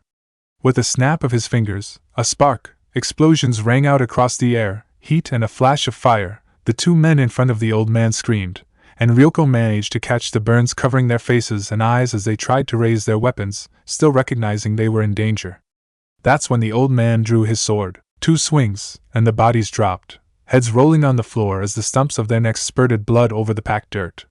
Orochimaru's most taciturn and short-tempered student grit her teeth, tightening her hold over her weapon as she saw the IWA princess, Kuratsuchi, wait at her spot, seemingly unmoved to join the battle. She'd take what little mercy that was. Because right now it looked like they needed all the help they could get. Naruto let out a hiss curse of pain as his back smashed through the fortress wall, body tumbling out into the forest beyond before he arrested his movement with his feet crashing into a tree that groaned, bent, cracked, and finally gave with a thunderous crash. Before he could do much more than get his feet firmly under him, Han was there, the armor-clad Jinchuriki rushing in with another titanic blow, that even with all of Naruto's own strength left him feeling as though the bones in his arms were about to break. The blonde stumbled from his perch, feet squelching onto the soft dirt before he stopped himself again. And Han attacked again. Only this time he was ready, ducking under a fist that could pulverize stone. Naruto countered with a swift elbow uppercut that cracked along the underside of the IWA nin's masked jaw, following the strike with a spin kick that sent the ninja into a stumbling spin, falling onto one knee. Before he could capitalize on this, a shadow fell over him, and he was forced to turn, slamming his hands down to the ground, sprouting a great, dense stone wall that was quickly blown to rubble and dirt with the massive blast of Deidara's clay monstrosity. There was a lurch under him and a searing pain along his leg. The blonde punched straight down, shattering the clawed puppet limb holding onto his calf and sending a wind blade drilling down into the soft dirt. He didn't hear the shout of pain, but he sensed it nevertheless as the puppet limb went suddenly limp. He wasn't dead, but he was injured. Movement behind him, and Naruto jumped straight into the sky to avoid a backhand that would have shattered his skull. Han had gotten back on his feet. The wind rushed through his ears, but he still heard the laugh above him. "You ain't going nowhere!" The harried blonde looked up, seeing Deidara standing upside down on a swiftly flying bird, smaller than his usual balloonish creation, something to navigate the forest. The mad bomber tossed a mass of clay towards him, each one the size of a fist, and each one flying in his direction, blanketing the area. This was gonna hurt. Naruto's attention snapped back down, as the crack of a tree branch alerted him to the onrushing force that was Han. Barreling straight towards him from below, the pack on his back billowed with a hissing steam cloud, and with 2 fists thrust forward, the IWA Jinchuriki released a searing cloud right towards him. Thinking fast, the blonde reached out, his pools of chakra spreading through the air and the moisture, freely using 2 of the 3 elements to wrest control of the steam cloud, and forcing it to part around him and keep rushing towards the bombs. The heat, near instantly warped and melted the clay, the bulk of Deidara's swarming attack exploding well before it could reach the blonde and punching an opening clean through the encirclement as the Naruto shrouded himself in a whirling dervish of wind to keep himself safe from the steam. "You fucking moron! I had him!" Deidara howled in rage. Han didn't answer. Naruto's feet found the bark of a tree along the upper canopy, breathing heavily as the adrenaline set his heart racing. He could feel his body trying to purge the poison from Sasori's blades. He hoped it wouldn't drain him too much, but the cut had been bad. He couldn't afford to get cut anymore by the puppeteer lest all his strength and chakra go to battling toxins still. They didn't seem to be used to fighting together as a team. Small mercies. He could sense Sasori nearby. The legendary puppeteer was well hidden, even from his senses, and both Han and Deidara were about to renew their attack. Don't fight on their terms. Fight on yours. Blue eyes snapped up, away from Han. Deidara. The S-class nin preferred mid to long-range fights. But his overconfidence was his weakness. He'd come in close, sure that his attack would work. The second the blonde's eyes found his, Naruto could see it, the moment he realized his mistake. His bird instantly flapped its wings, turning to escape. Not today. Deidara had made this thing to be fast, to keep momentum and keep anyone from catching him in the air. But it was in the forest now. Mokutan! His hand slammed into the bark of the tree, and his chakra moved through the forest, bringing it to life. Fresh, new limbs sprouted from the bark, twisting like thick, gnarled roots, interlocking themselves high above and around, trapping the IWA Nin, who scrambled to form more explosives to blast through the obstacle. Han rushed forward, seeing Naruto's plan and what it would mean, but the blonde had no intention of letting him interfere. He leapt, lunging straight towards the trapped Deidara as one hand thrust down towards Han. Futon! The blast of twisting, swirling wind smashed into the red Jinchuriki head-on, sending Iwa's monster crashing down towards the ground that now mulched under his weight and threatened to swallow him completely as unnaturally heavy earth and water melded together to cling to his body. It wouldn't hold him for long, but it would hold long enough. His feet crashed into the clay creation, the sheer force of his landing making the construct lurch and nearly fall outright before Deidara righted it, and then proceeded to jump right off. Naruto saw his smirk and didn't waste another second before jumping off himself. The blast knocked the air right out of his lungs, and sent his body in an out-of-control tumble, with only the smallest consolation being that Deidara was no better off than he was, both of their bodies cracking and snapping against tree branches and trunk bark before they respectively managed to straighten their falls and catch themselves. There was a crack of dry earth beneath them, and Naruto knew without looking that it was the sound of Han freeing himself from the muddy quagmire. Sharp blue eyes noticed something else too. Glinting, barely visible threads of poison-laced razor wire twisting and curling between the trees and branches. Sasori had not been idle. The blonde allowed himself to smirk with confidence he did not wholly feel, a cold trickle of sweat trailing down his spine. For what must have been the dozenth time, Ryoko swung her wind-coated blades at an opening she swore she saw, and for the dozenth time the old man, Shinjen, simply wasn't there anymore when her blade was about to slice into his flesh. The old man, rail-thin, and covered in wiry muscle, bent and twisted his aging body in displays of flexibility that even she would be hard-pressed to match. She could see the beads of sweat on his forehead, the sharpness in his gaze, and the way his shoulders moved as he breathed a little heavier than he had been just a minute earlier. He couldn't keep this up forever. Then the sound of battle beyond the walls reminded her that he didn't have to. Their target was Naruto. The old man didn't need to kill her. Only stall her, and that he could do. She rushed forward. She moved fast, so fast the edges of her vision were blurred by the speed, and she could see how the old man's eyes widened in slight alarm as she closed the distance faster than he likely thought she had any right to. "Get out of my way!" Her weapon spun in her hand, a howling, whistling wind picking up and cutting into her ears as she swung, a scattering of razor blades exploding in the space in front of her. Two stone walls shot up from the ground in front of her, angled and slanted, funneling her attack into a forward cone and providing enough cover for the old man to step behind the one to her right, taking another step past it and into her exposed side. He struck, and she moved. Stepping clean into his blows, she tanked the first blow, stepping into it before it could pick up enough speed and force to do real damage, letting it roll off of her shoulder blade before twisting to avoid a follow-up and lashing out with her elbow. The old man's hand rose in a hasty block, catching the arm a second before it would have drilled into his temple before he matched her advance with his own, stepping inside of her guard, all but tangling his legs with hers.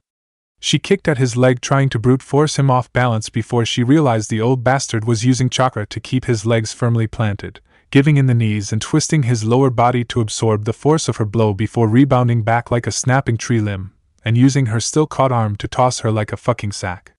Wounded, stinging pride hurt more than the throw, her body twisting and angling itself before she caught her fall, landing on three limbs before she tossed her wind-coated Fuma shuriken straight at the man, who stomped his foot into the packed dirt, shooting a pillar of rock up, smacking into the unaugmented underside of the shuriken, sending the weapon off its trajectory. Ryoko cursed, catching her out-of-control weapon with a chakra string before yanking it back into her hand with a practiced smooth motion. Old bastard had some moves. The silver-haired kunoichi twirled her custom Fuma shuriken lazily in her hand, trying to think, racking her brain for some information she had somewhere. Then she looked at the old man, really looked at him, and the barest hints of a taijutsu stance he was half holding but not yet fully committed to, as if he was trying to keep it from being obvious.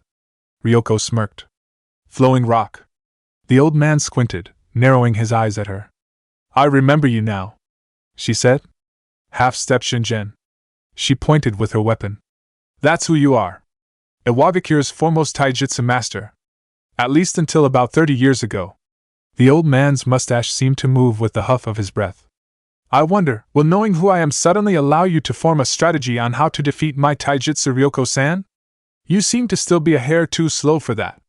Her grin was a vicious thing. Let's find out. The wind coiled and shrouded her weapon again, larger this time, the high-pitched whistle audible now, even from a distance as her silver hair whipped about her head. She charged, and this time the shuriken's wind blades tore up the ground in her wake, the four spinning edges slicing and tearing all around her before she swung, a howling blender of blades slicing through the air, forcing the startled old man to leap away.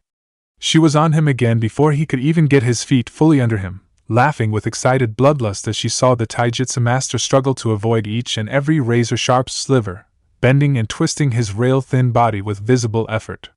You're called the half-step because your style was always based on minimal movement, right? Ryoko found herself smiling as she kept the pressure on. Just barely keeping ahead of your enemy's attacks and countering with the opening that made. But what do I do when you really need to move out of the way? Bet it's been a while since you had to jump like this. Feeling the ache in those joints yet? She taunted.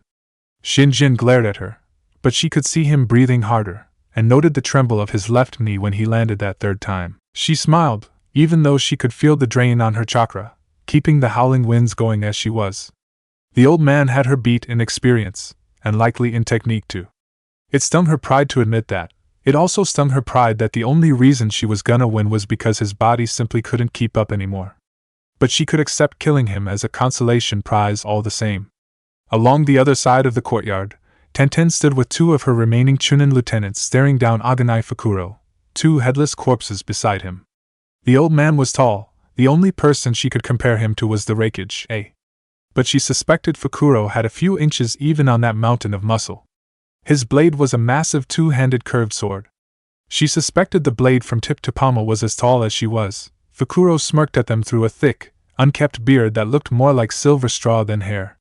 Sheathing his sword at his back, Tenten paid attention to his footwork. The old man stood almost on the balls of his feet, keeping the limbs close together, almost like a dancer. Thick wool bandages kept his pants bound tightly to his ankles and shins, and the shinobi sandals seemed thicker at the base than normal. It was an awkward-looking stance, but he held it without a waver.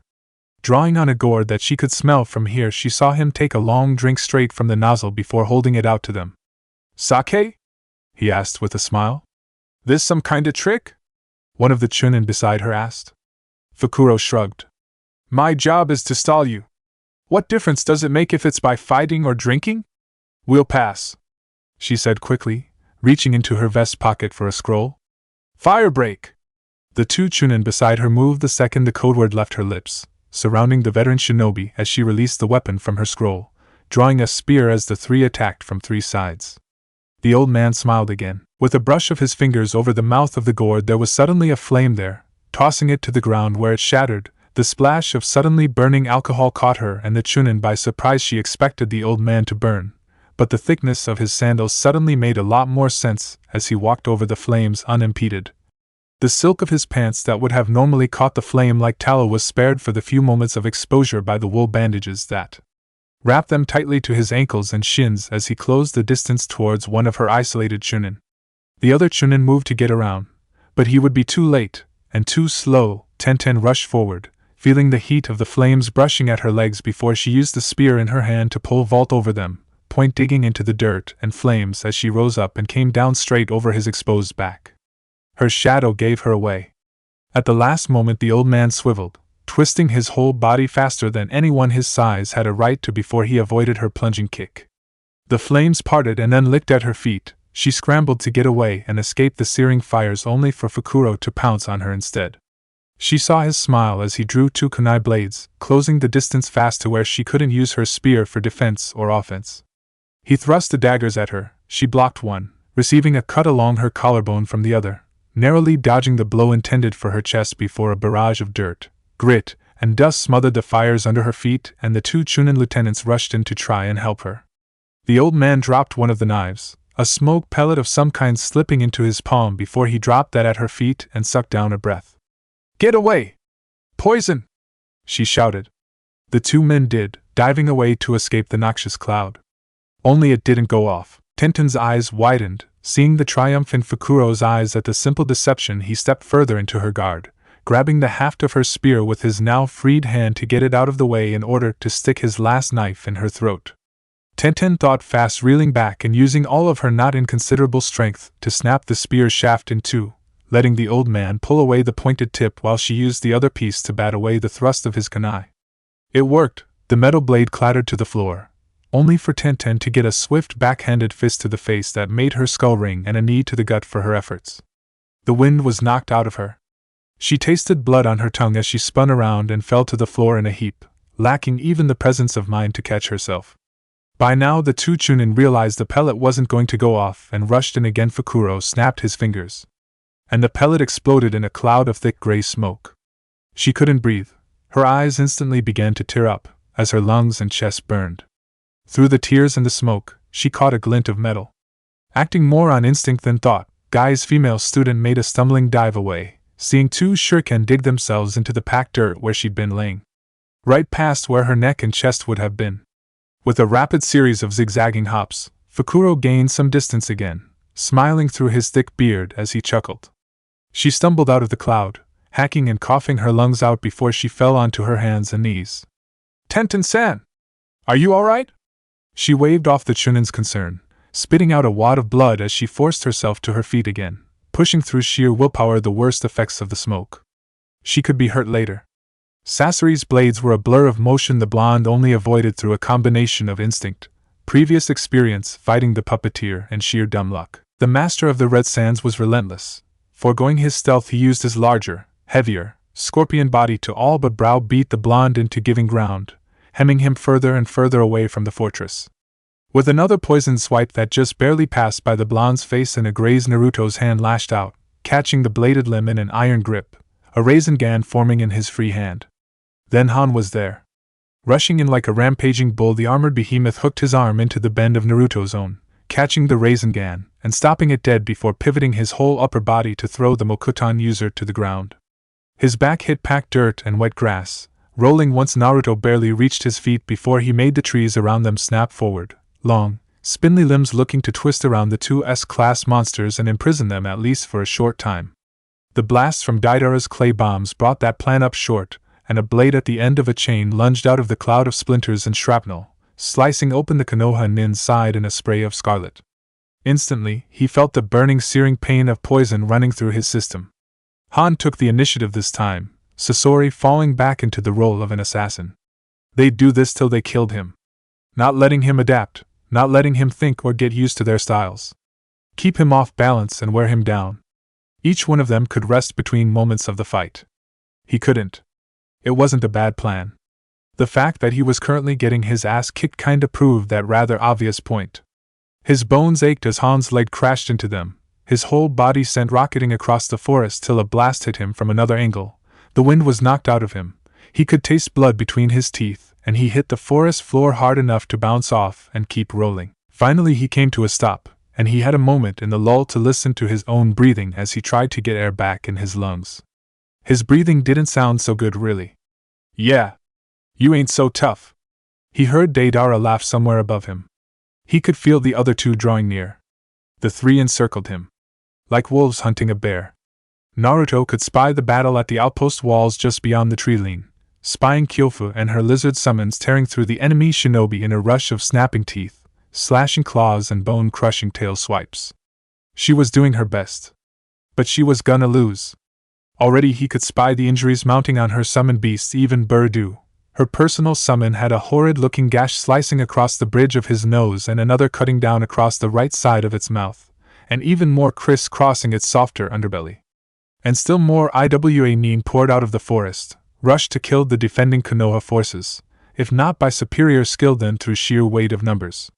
They needed to get out of here. He needed to get them out of here. "I gotta say, Dash," the former Jinchuriki breathed, with a wet laugh as he forced himself to his feet. "I'm kinda flattered.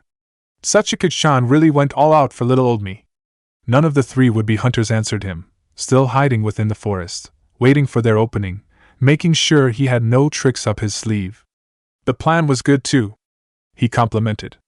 "Split me up from everybody else, 3 heavy hitters with mid, long, and close range. You just got one thing wrong." Surprisingly, it was Sasori, not Deidara, who answered, his gravely voice echoing through the forest. "And what's that?" The blonde smirked. "You followed me far enough that I don't gotta worry about collateral." A few hundred meters away, one of three clones sitting in a meditative position opened their eyes and dispelled. Instantly the blonde felt his body reinvigorated, the aches and sores vanishing, the poison burned out of his body. Muscles felt like bandied steel and his bones like iron rods as red markings spread over the skin around his eyes. His hand rose up, and a raisin-gun half as large as a grown man swirled in his hand, wind whipping and howling across the forest as trees bowed and bent towards the vortex. With a roar the blonde crashed it straight down into the earth. Tenten and the Chunin outnumbered the old man, but the way he moved, the smile on his face, it felt to the weapon mistress like she was the one being backed into a corner. But even so there was something else. Something that she couldn't help but notice, a familiarity. It wasn't in him, his face, or the way he fought, no. It was in the man's chakra. She trained with and fought alongside Lee for years now. She was familiar with the feel of an abnormal chakra network in combat. Fukuro's chakra felt eerily similar. So either the man was an unrealistically skilled mimic, or he had a similar problem to Lee. And Lee had a very real weakness. The question was, did this man share it? He was an S-class shinobi. Not a rank someone achieved by having quite so obvious a blind spot. Even so, she had to try, because right now everything, from his speed, his tactics, his smile and body language indicated that he was doing nothing more than toying with them. This was a game to him. She wasn't a genjutsu master by any stretch of the imagination, but she didn't have to be. All she needed was a single second. "He's a tool user," she said, feeling the tingle along the inside of her cheek where it had been cut. "When we go after him this time, watch his hands. Keep the pressure on, don't let him make a plan." The two men beside her gave their assent and again they moved to surround the Nuknin. Tenten's fingers twitched at her sides, racking her brain for a weapon to use as she nervously watched the older man leer at her like a predator humoring its prey. The two Chunin rushed in and Tenten didn't have any further time to think, charging headlong as she weaved a simple, insidious genjutsu that always worked on Lee, even if for a brief moment. With a violent wave of his hand, firework gunpowder was thrown between himself and the Chunin to his left before it ignited in a violent burst of fiery sparks that sent the man reeling. In a smooth, fast motion Fukuro drew his sword, and Tenten could feel the burst of the man's crippled chakra system, watching as a gout of flame from the fireworks caught on the tip of his sword as he swung, leaving a trail of tangible fire across the path of his blade as he swung at the man to his left. Now! Her chakra invaded his system through the man's own use, slipping seamlessly into his coils, and just like Lee, the coils felt withered, shriveled and near atrophied. He was like Lee. He was exactly like Lee. The old man pulled back and thrust the blade forward, and she twisted what his eyes saw. Where they saw it, and the thrust was just a handful of inches too far to the side. She saw the recognition in the Nuknin's eyes, the surprise. Then she saw him smile. "Get away!" Her shout was too late, the Chunin that had moved to take advantage of the opening not cautious enough. Dropping the masterwork sword without a single care, the old man's hands grabbed quickly onto the Chunin's wrists, halting the kunai blades dead in their tracks before violently twisting the weapons out of the man's grip and wrenched him into an arm lock before bringing his knee up, placing it against his elbow and dropping down, snapping the limb with a sickening crunch as both men fell to the ground. And in a single, smooth motion Fukuro grasped onto his blade, rolled to his feet, pivoted and sliced the man's throat almost down to his spine. And just like that, in less than a second, there were two. Fukuro turned his gaze to her, his wicked smile growing. "Did you really think I haven't outgrown such simple little tricks? Bastard!" The last of her Chunin lieutenants roared, rushing forward, angry, sloppy and stupid. "God damn it!" Tenten cursed, summoning a pair of hook swords from another scroll before following. Their enemy grinned, adopting a defensive stance. His sword, for all its size, moved almost too fast for her to track, keeping the both of them at bay and expertly keeping an optimal distance so either of them could get inside his guard. His footwork and the small, moment-to-moment battles for positioning were handled with an unnerving precision. All the while he never lost his smile. No sooner had she noted such that Fukuro finally stopped playing defense. Parrying away a blow from one of her swords, the old man smoothly pivoted into the guard of the Chunin beside her, allowing a kunai blade to scrape off his thick shoulder padding before shoving the base of the sword into the man's ribs, yanking the blade out and across her surprised comrade's stomach to disembowel him before fluidly spinning to slash at her before she could slice at his exposed back. Then he advanced. Tenten prided herself on her mastery of all weapon styles. It was the staple of her fighting ability. But right now she felt outclassed and outpaced. The man's form was perfect, his attacks utterly implacable, and the advantage he had in both reach and upper body strength didn't give her the room to breathe. She may have been just a hair faster in their sword movements, but it was hardly enough to overcome his considerable advantages. He delivered an overhead blow, and her hooked swords finally ensnared his weapon, forcing it to the side, forcing an opening, but before she could capitalize on it, the older ninja cleanly brought the handguard of his sword to crash into her cheek. She saw stars, her whole head swimming, and the searing pain that cut across the center of her chest to trail up to her shoulder sent a line of fire across her body, as she fell to the fortress courtyard with blood pooling beneath her. Tenten opened her eyes to see the tip of a sword hovering in front of her face. Her hand rose in reflex, grasping at the blade, hoping to stop it, only to notice it wasn't moving as her fingers were sliced open on its razor-sharp edge. "They told me I could never become a shinobi." The sword master's voice of gravel and stone rumbled down at her, amused. "Did you know that?" The old man chuckled. "Too weak, they said. Can't stick to walls, or even make a simple bunshin." He stepped closer, and she could feel the sword tip cut a hairline-thin slice against her throat as she pressed herself to the ground. "They forgot. Like so many others, that shinobi is nothing more than a weak person, finding ways to kill the stronger ones." He smiled. "Made me perfect for the job, don't you think?" There was a rumble, the ground shook, and a sudden burst of wind nearly bowled them all over. The old man stumbled, removing his blade for a second, and Tenten rushed to escape, only for his foot to stomp down on her chest with crushing force. She felt something snap, and blood burst from her choking throat and out of her mouth as she tried to breathe. The old man looked out to something behind her she couldn't see, then turned his eyes back to her before smiling a smile that was almost kind. His sword slid across her cheek, almost in a caress. She didn't even feel the cut until the warmth of her own sticky blood flowed down and over her ear. "Something to remember me by," he said, pulling free 2 storage scrolls from his own pockets. "Perhaps you'll introduce me to that friend of yours you like to trap in illusions next time." The man dropped another smoke pellet, and Tenten felt the weight leave from where it rested atop her as she coughed and sputtered in the stinging gas, stumbling out of the noxious cloud to a floor covered in owl feathers. Shinjen grunted, his whole body bowed before the old man forced himself to right his stance, shoving off Ryoko's high kick and striking with a flurry of rapid-fire fists. The kunoichi dodged and weaved, slipping between many of his attacks, but quite a few more got through, and for all her taunting of his age, the old man hit hard. Every blow felt like a rock had been thrown at her, and hit her full force.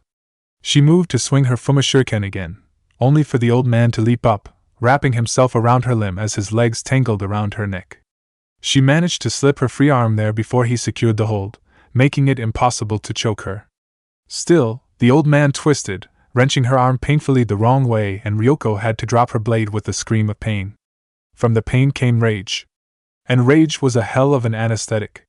The silver-haired girl moved as though possessed, slamming them both into the floor, before kicking straight up with her foot, in a display of flexibility that would have made her sensei proud. The ball of her foot that she used to stick to trees with chakra formed a nail-long spike of pure wind chakra, the tiny blade punching straight under the older man's ribs. She felt his strength slacken for a moment, but before she could kick again, he let her go, rolling away with a hacking cough full of bright red blood. She got to her feet, half snarling in fury, half grinning with bloodlust as she rushed to keep up the attack. Shinjen brought his arms up, taking his taijutsu stance again before she brandished her hands like claws, rushing towards him and taking hold of his wrists before forcing them down to his sides. With a maddened, crazed laugh, Ryoko thrust her head forward, smashing the crown of her skull into the soft cartilage of his nose with a crunch of bone. She pulled back, moving to do it again when the old man's foot came straight up in an even more impressive feat of flexibility, the heel of his foot cracking against her jaw, making her bite down on her tongue. She felt her teeth dig in, pearly whites slicing open the muscle in a searing, rolling agony that spread from her mouth all the way down to her fingertips as she stumbled back. The old man didn't let up, moving with that same foot. He kicked at her chest, then with the other sweeping her legs out from under her. Her ribs smacked hard into the pavement when she heard him drawing a knife. Then she didn't have time to be in pain, she didn't have time to think about what was cut and what was broken. Her hand rose up, and the kunai blade that punched straight through from the palm to stick out underneath her knuckles was yet another layer of agony. Shinjen twisted the blade. the blade that was dug into her hand. She was always one to use what was available. With a burst of chakra accrued barely worth the effort, wind blade shot out of the kunai's ring pommel, nearly taking the old man's eye even as the shroud of slicing blades made ribbons out of the skin of his palm. Shinjin stumbled back, and Ryoko moved, ready to keep attacking when something struck her side. Hard.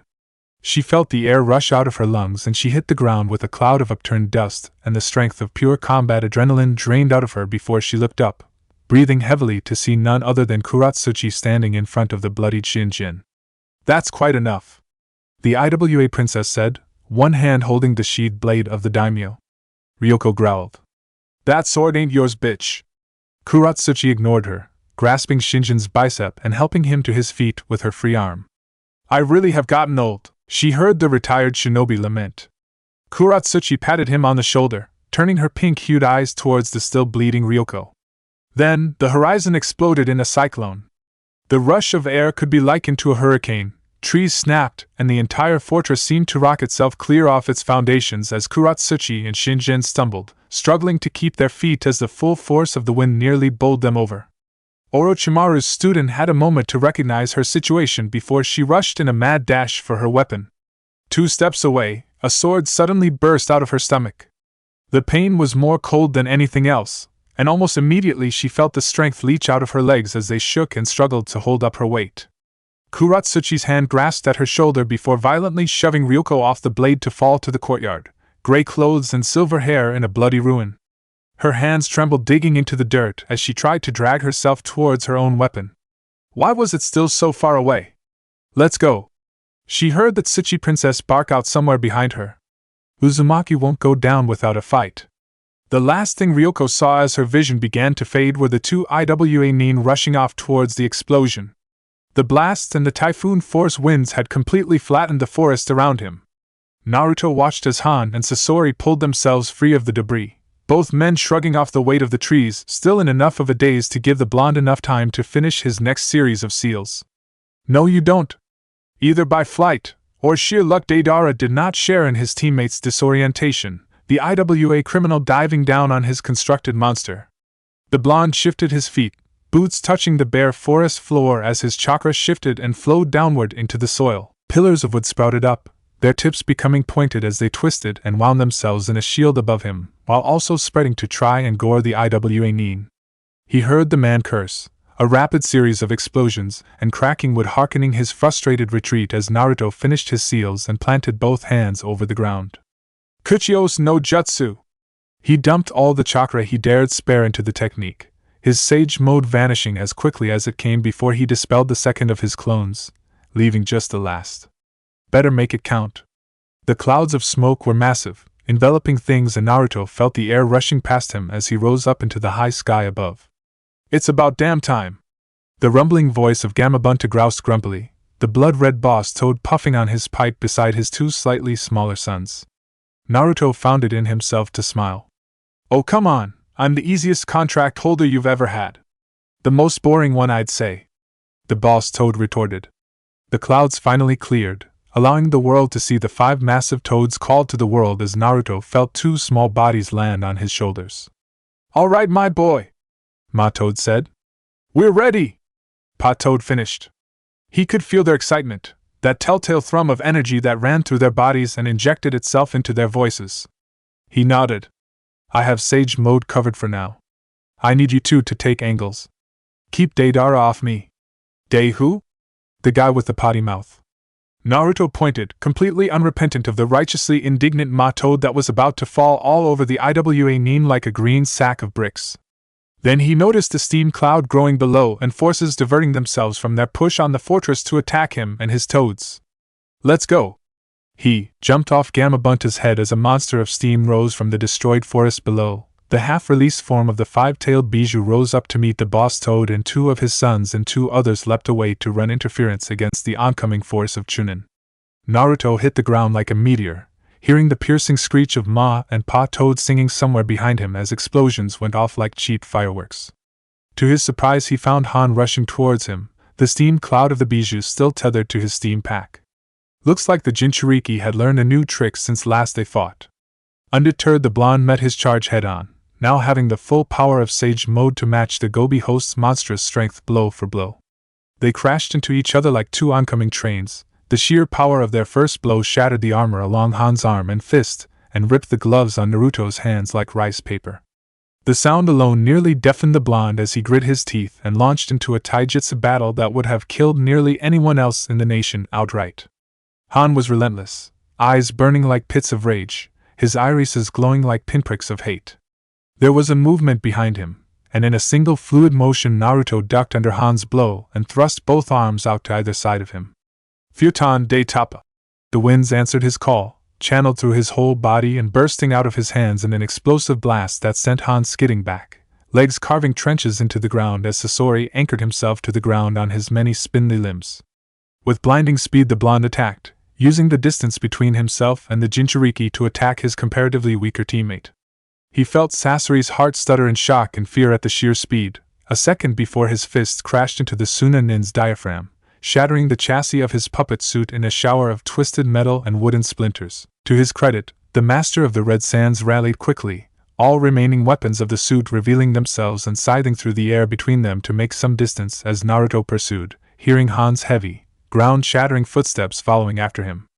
Then a shadow fell over them from above and Naruto had to immediately break off the charge as an owl with Summoner Rider raked over the grounds he'd just been standing on. The owl was large, as summons were, and armored in ornate metals that glowed with carved runes. The one Tenten had called Fukuro the sword master rode on its back, the cocky smile he'd worn earlier gone as he stared him down. There was a sudden, deafening bang, a blinding flash, and Naruto recognized somewhere someone had dropped a flash bang close enough to get him. Luckily, nature didn't need to see or hear. Sensing the ninja as they all capitalized on the perceived opening, Naruto drew two kunai, using both to parry a strike from Fukuro's sword, and then smoothly blocking Sasori's shower of thrown weaponry, all of it no doubt poisoned. He was just a hair too slow to fully avoid Han's strike. The Jinchuriki's fist clipped him on the lower jaw, feeling like it was just a tad too weak to fully rip his jaw clean off his skull. Naruto retaliated with a spin kick that caught the IWA monster full in the jaw, armored mask cracking with the sound of rent metal. The blonde found his footing, kunai flaring with the whistling of wind blades, as he blinked focus back into his blurred vision. Swiping at Fukuro, the older man pulled away and Naruto saw him drop something on the ground. Whatever it was, the second he breathed it hit him like a train. His whole sense of direction, even up and down, took a hit, the world spinning, and it was only through the use of a lightning-fast kawarimi did he escape before another of Han's devastating fists connected. He wasn't going to be able to keep this up. As if to cement that very reality, he sensed two more rapidly approaching bodies, one he recognized well. Turning on his heel, his kunai blade struck Magajiro's sword with a clang of ringing steel, and through slightly better vision the blonde met Kuratsuchi's pink eyes. He sensed the spike in her chakra, and watched as she held it just for a moment, just long enough to give him a bit of warning before she spat a wad of molten hot lava straight out of her throat and towards his face. He twisted to the side, cartwheeling out of the attack and kicking her hard. Warning or not, that could have very easily killed him if he were a second too slow. It would have killed him if she hadn't warned him.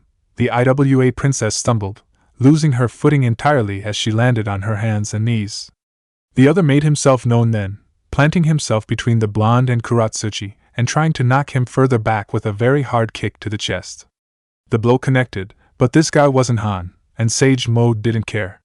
Grabbing the IWA Nin by the ankle, he threw the man aside, sending him soaring at least 30 feet before he righted himself and landed with a tumbling roll. The other three rushed in, and Naruto found he barely had time to breathe, let alone think. "Move, boy!" Gamabunta's shout was a welcome thing, and immediately the blonde leapt up as the boss toad spewed what he could only describe as a near ocean of water, dumping it straight onto the enemies attacking him. Naruto reached, grasping onto the boss toad's kimono, and pulling himself up as he struggled to catch his breath. He could see two of Bunta's sons holding back the Gobi apparition. The two holding pulsing, chakra-encased scrolls in some kind of toad sealing rite. It wouldn't hold though. "We gotta run," he breathed. "Can't win here." The boss toad nodded, not saying a word before he gave a single, mighty leap. Bunta's shadow seemed to devour the light of the sun, rising high into the sky before dropping down directly in front of the fortress walls, crushing. Naruto didn't even know how many IWA shinobi underfoot. "Give me fire!" A spark from Naruto lit the oil Bunta spat out, and transformed the forest into an inferno. He turned, looking towards the wall, where Kyofu was still fighting atop her lizard summon. "Kyofu!" he shouted down, and by some miracle through the din of battle she heard him, sparing a moment to look up. "Call it! We're leaving!" She nodded, and then pointed towards the courtyard. Naruto looked and felt his heart drop into his stomach. Ryoko and Tenten, both laying on the courtyard grounds, bloodied and beaten. He could see Tenten moving clearly, but Ryoko. The blonde grit his teeth, fists clenching tightly. Damn it, rushing off the boss Toad's back as the summon formed a literal, living wall with himself and two of his sons. The Mokuton user rushed in, and with a cloud of smoke, well over 24 clones joined the fight and moved immediately to gather as many injured as they could. Rushing to Ryoko's side, he gathered his teammate in his arms as another of his clones went for Tenten. The call for a retreat sounded off. Beneath the battle, in the fortress's underlevel, the last remaining clone opened its eyes. Looks like the boss wouldn't need him after all. Didn't mean he couldn't do his part. The clone cupped its hands together, chakra beginning to swirl between his palms.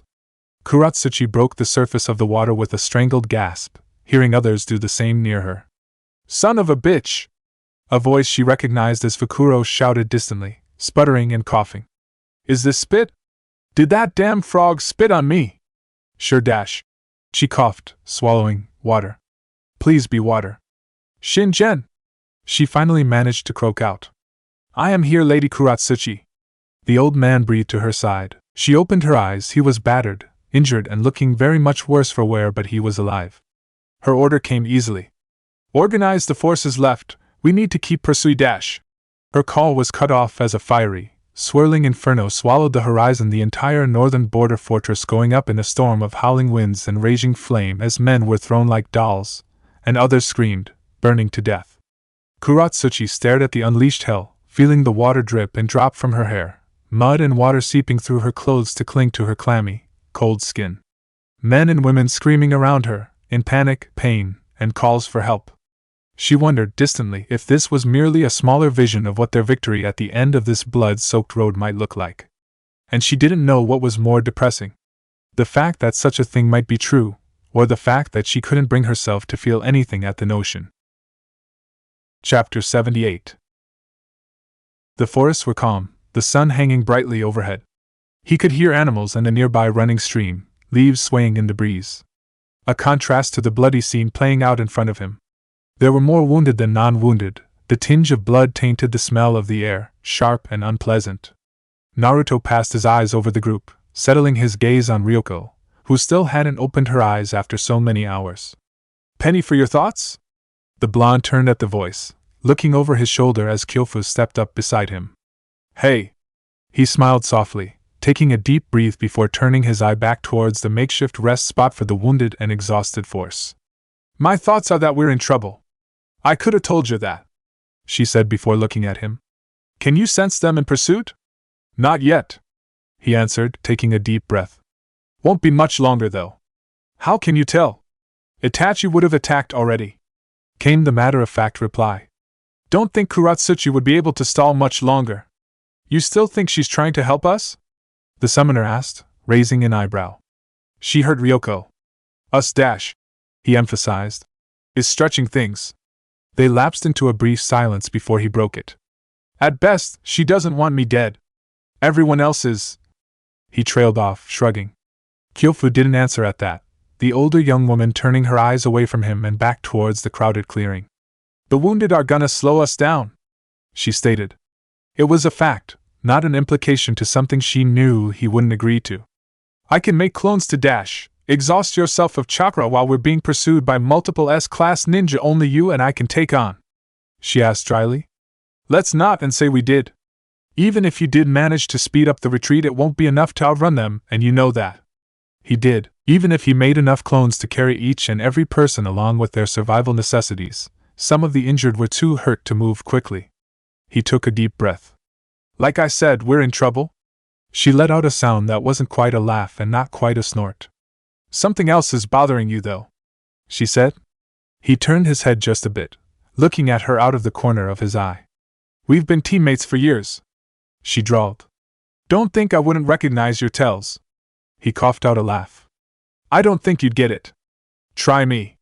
His eldest teammate answered with a shrug. What I got to lose? He didn't answer, lapsing into silence for a moment before. It was so easy, What was? Back there. He jerked his head in a vague direction behind him. At the fort. Like turning on a switch, we lost, so kill them all, destroy everything. By time, make sure they can't keep following. He paused. I didn't even think about it, Kyofu. He breathed, confessed. Not even for a second. It was just there, and it was so brutally easy. It's war, Naruto. It shouldn't be that easy. He protested. Not when they're still alive. He saw it in her face, the complete, stupefied confusion. His smile was a bitter thing. Told you wouldn't get it. The map of Hai no Kuni spread out in front of her had been made by some of the best cartographers in IWA just this year. It detailed every road, every stretch of forest, farmland, rivers, hills, valleys and small hamlets along the entire northern hinterlands of the nation. Right now, Kuratsuchi was using it to direct a search. If she knew Naruto, and she did, the man had no skills for subtlety in a macro sense, and no logistical management skills to speak of. He wanted to retreat. He wouldn't make feints or overcomplicate things. He would make as close to a beeline as possible towards the nearest safe location, trying to save as many wounded as he could rather than risking their lives trying some elaborate evasion tactic. If she were any judge, he would head straight to the southeast, hoping to link up with either the nearest battle group or defensive emplacement. Simple, but sometimes simple could be more effective than the complicated. Especially since it made sending all the scouting parties and pursuit groups in every which direction all the easier. No one would believe the legendary Mokotan user would be a simple man, after all. Group 7 should head southwest, follow along the Red Knife River. See if you can find any trace. This forests are the Konoha Nin's home, so be quick, but be thorough. They won't be so sloppy as to leave an obvious trail, am I understood? Yes, ma'am. The chorus of affirmatives was followed by the 6-man team rushing to leave as quickly as they could. Already, the Konoha defense garrison had hours of a head start on them between saving the men nearly burning alive, combing through the wreckage of the still smoldering ruins of the fort, and organizing the still fit combat troops into pursuit teams. The IWA force hadn't moved far beyond the site of the battlefield. This wasn't her mission, at all. She had little doubt people would question her decision to take on these tasks, especially with a team of murderers and monsters that hadn't even lifted a finger to aid in any of these plebeian efforts, but neither had she been expressly forbidden from aiding IWA forces, and sending out her team to pursue without scouting could always land them in an ambush. Dreadful quandary, really. With 7 6-man squads sent off on a wild goose chase that left a standing force much reduced from 70 plus uninjured down to almost 30, Naruto could handle 30 average Chunin. Now if only she could do something about the 5 other S-class shinobi that had their sights fixed on him. She stood to her full height, stretching out an ache in her lower back she hadn't noticed develop as she leaned over the map. You should get some rest. Shinjin's voice brought her eyes to the man, standing there hunched with bent knees, arms behind his back. The perfect picture of a frail old man, made all the more believable by the bandages and gauze now covering parts of his face and arms. A lie, of course. But everyone was a liar in this world of theirs to some degree or other. Soon enough. She conceded, rolling her neck. How are they behaving? Restless. Shinjin answered simply. The Sunanin busies himself with restocking his arsenal. Deidara is spitting acid at anything and everything, the Jinchuriki brood, and Fukuro drinks. I dare say this is a group unaccustomed to failure. She snorted at that. An understatement if there ever was one. Make sure they're ready to move in the morning. If the scouting parties come back with good information, I'd rather be ready. And it'll give them something to occupy their hands. Last thing we need are the 5 of them getting restless. He nodded. True enough. For reference, however, how much Chunin support do we have left in this battle group? She tried not to tense, already knowing where his thoughts were going. You want to commandeer the command and bring them along? Injured or not, retreating or not, there's a sizable number of Chunin in his company. Though the Jinchuriki would be more than enough to defeat the paltry force that remains, it would be wiser to consolidate all our strength on Uzumaki. As he clearly demonstrated, anything less than our full effort might not be enough. I haven't even spoken to their commanding officer about something like this. Last I checked he was recovering from having half his face burned off. She said, deliberately obtuse. She could feel his eyes at her back like slowly heating rods. The brief but notable silence was a statement in and of itself. Don't push any more. Hesitate again, try to evade again, and he'll become suspicious. Given how readily they're taking your orders and of course the importance of destroying Konoha's only Mokuton user before he can procreate, I doubt many, if indeed any, will protest in being recruited to help carry out this objective. She said nothing. All true IWA shinobi would leap at the opportunity, wouldn't they? She forced herself to nod. You're right. I suppose that Tsuchikage's limited trust in me made me lose sight of the resources we have at our disposal. A lie, of course, but everyone lies in this world. She felt more than saw his nod, and he held his pointed stare. So long as we succeed, she will not care for whatever periphery objectives had to be foregone in pursuit, but only as long as we succeed. The words tasted like ash on her tongue even as they rang true in her mind. Failure isn't an option for us. Failure is not an option for me. Amigekyo was the axis upon which either defeat or victory would swing in this war. Itachi did not speak in hyperbole or empty exaggeration. All would be decided here. The decaying, hollow city of Amigekyo no Sato wasn't merely the most forward staging ground for the invasion of Hai no Kuni, it was, for all intents and purposes, the staging ground from what she could see. The bulk of the coalition forces from all the minor villages were gathered here. Aim Kusa Taki Itori? IWA was pushing the north, while this fractious alliance born of hatred and fear gathered as much battle strength as they could in order to deliver the killing blow. Even if Suna marched a force to the north, they would still have more than enough to repel them and strike at Konoha's vulnerable western flank. She could see why Kakashi had sent them here, and why he'd been so determined to keep it a secret from Naruto. He would have argued against it, emphatically. She took a breath, leaning back against the scrap metal wall she sat against, listening to the chiming pitter-patters of rain across the metal buildings, dark eyes peering into the streets below where hundreds, thousands of ninja continued their preparations to march. Not long now. Perhaps 3 or 4 days at the most. It was a good thing she, Orochimaru, and Tsunade would only need another 2. There was a movement to her left. Her eyes swiveled, searching, flashing red for a brief moment before she relaxed and they returned to their normal onyx black. Tsunade walked in. Oro's not back yet? She shook her head, a sound in her throat giving an answer. Tsunade looked behind her, seemingly contemplating going out and searching before sense took over again. He shouldn't be long now. Itachi wasn't sure for whose benefit that was supposed to be. The Sannin healer soon moved, getting to work and preparing a small meal, keeping her hands busy, her mind occupied. She could understand. She worried too. Don't be stupid. Promise me. The rain droned on, ebbing and flowing in its intensity, here and there, but remaining forever constant. How the marsh could sustain buildings of this weight with all this constant rain she didn't know. But there was a harsh, biting sort of beauty to aim. But tragic too. Like the rusted edge of a once magnificent blade. Or of something crushed before it had a chance to become something greater. Did the tribal clans keep histories? Or did they merely pass on stories, growing more and more exaggerated with each telling? She'd be curious to learn the origins of this place, free of the dogma and propaganda of governments seeking legitimacy or enemies looking to tear them down. And so her mind wandered aimlessly, perhaps foolishly. Somewhere along the way she began twirling a shuriken on her finger, her ring through the central circle of the star as a nail flicked it around the digit. Finally, after a seeming eternity, Orochimaru returned, throwing off the hood of his heavy cloak with a sigh. He looked at the two of them, yellow eyes peering through the gloom. The sun was on the other side of the building now, casting this place in deep shadow, accented by orange-tinted light. I assume we're all ready to report our findings? Tsunade nodded. Itachi did the same. The two women stood, drawing to the center of the dilapidated apartment room so as not to shout, the three pulling up scraps of whatever metal or ruin they could find to serve as seats before the three of them formed a circle. I'll start us off. Orochimaru sighed, shaking off droplets of water from his hair. The alliance is as fragile as we imagined it to be. The Amigekyo tribes are ready to begin warring amongst themselves at any moment. The only thing keeping them together is a woman, Konan. If she dies, the Amigekyo forces once more devolve into their typical infighting, struggling over the scraps.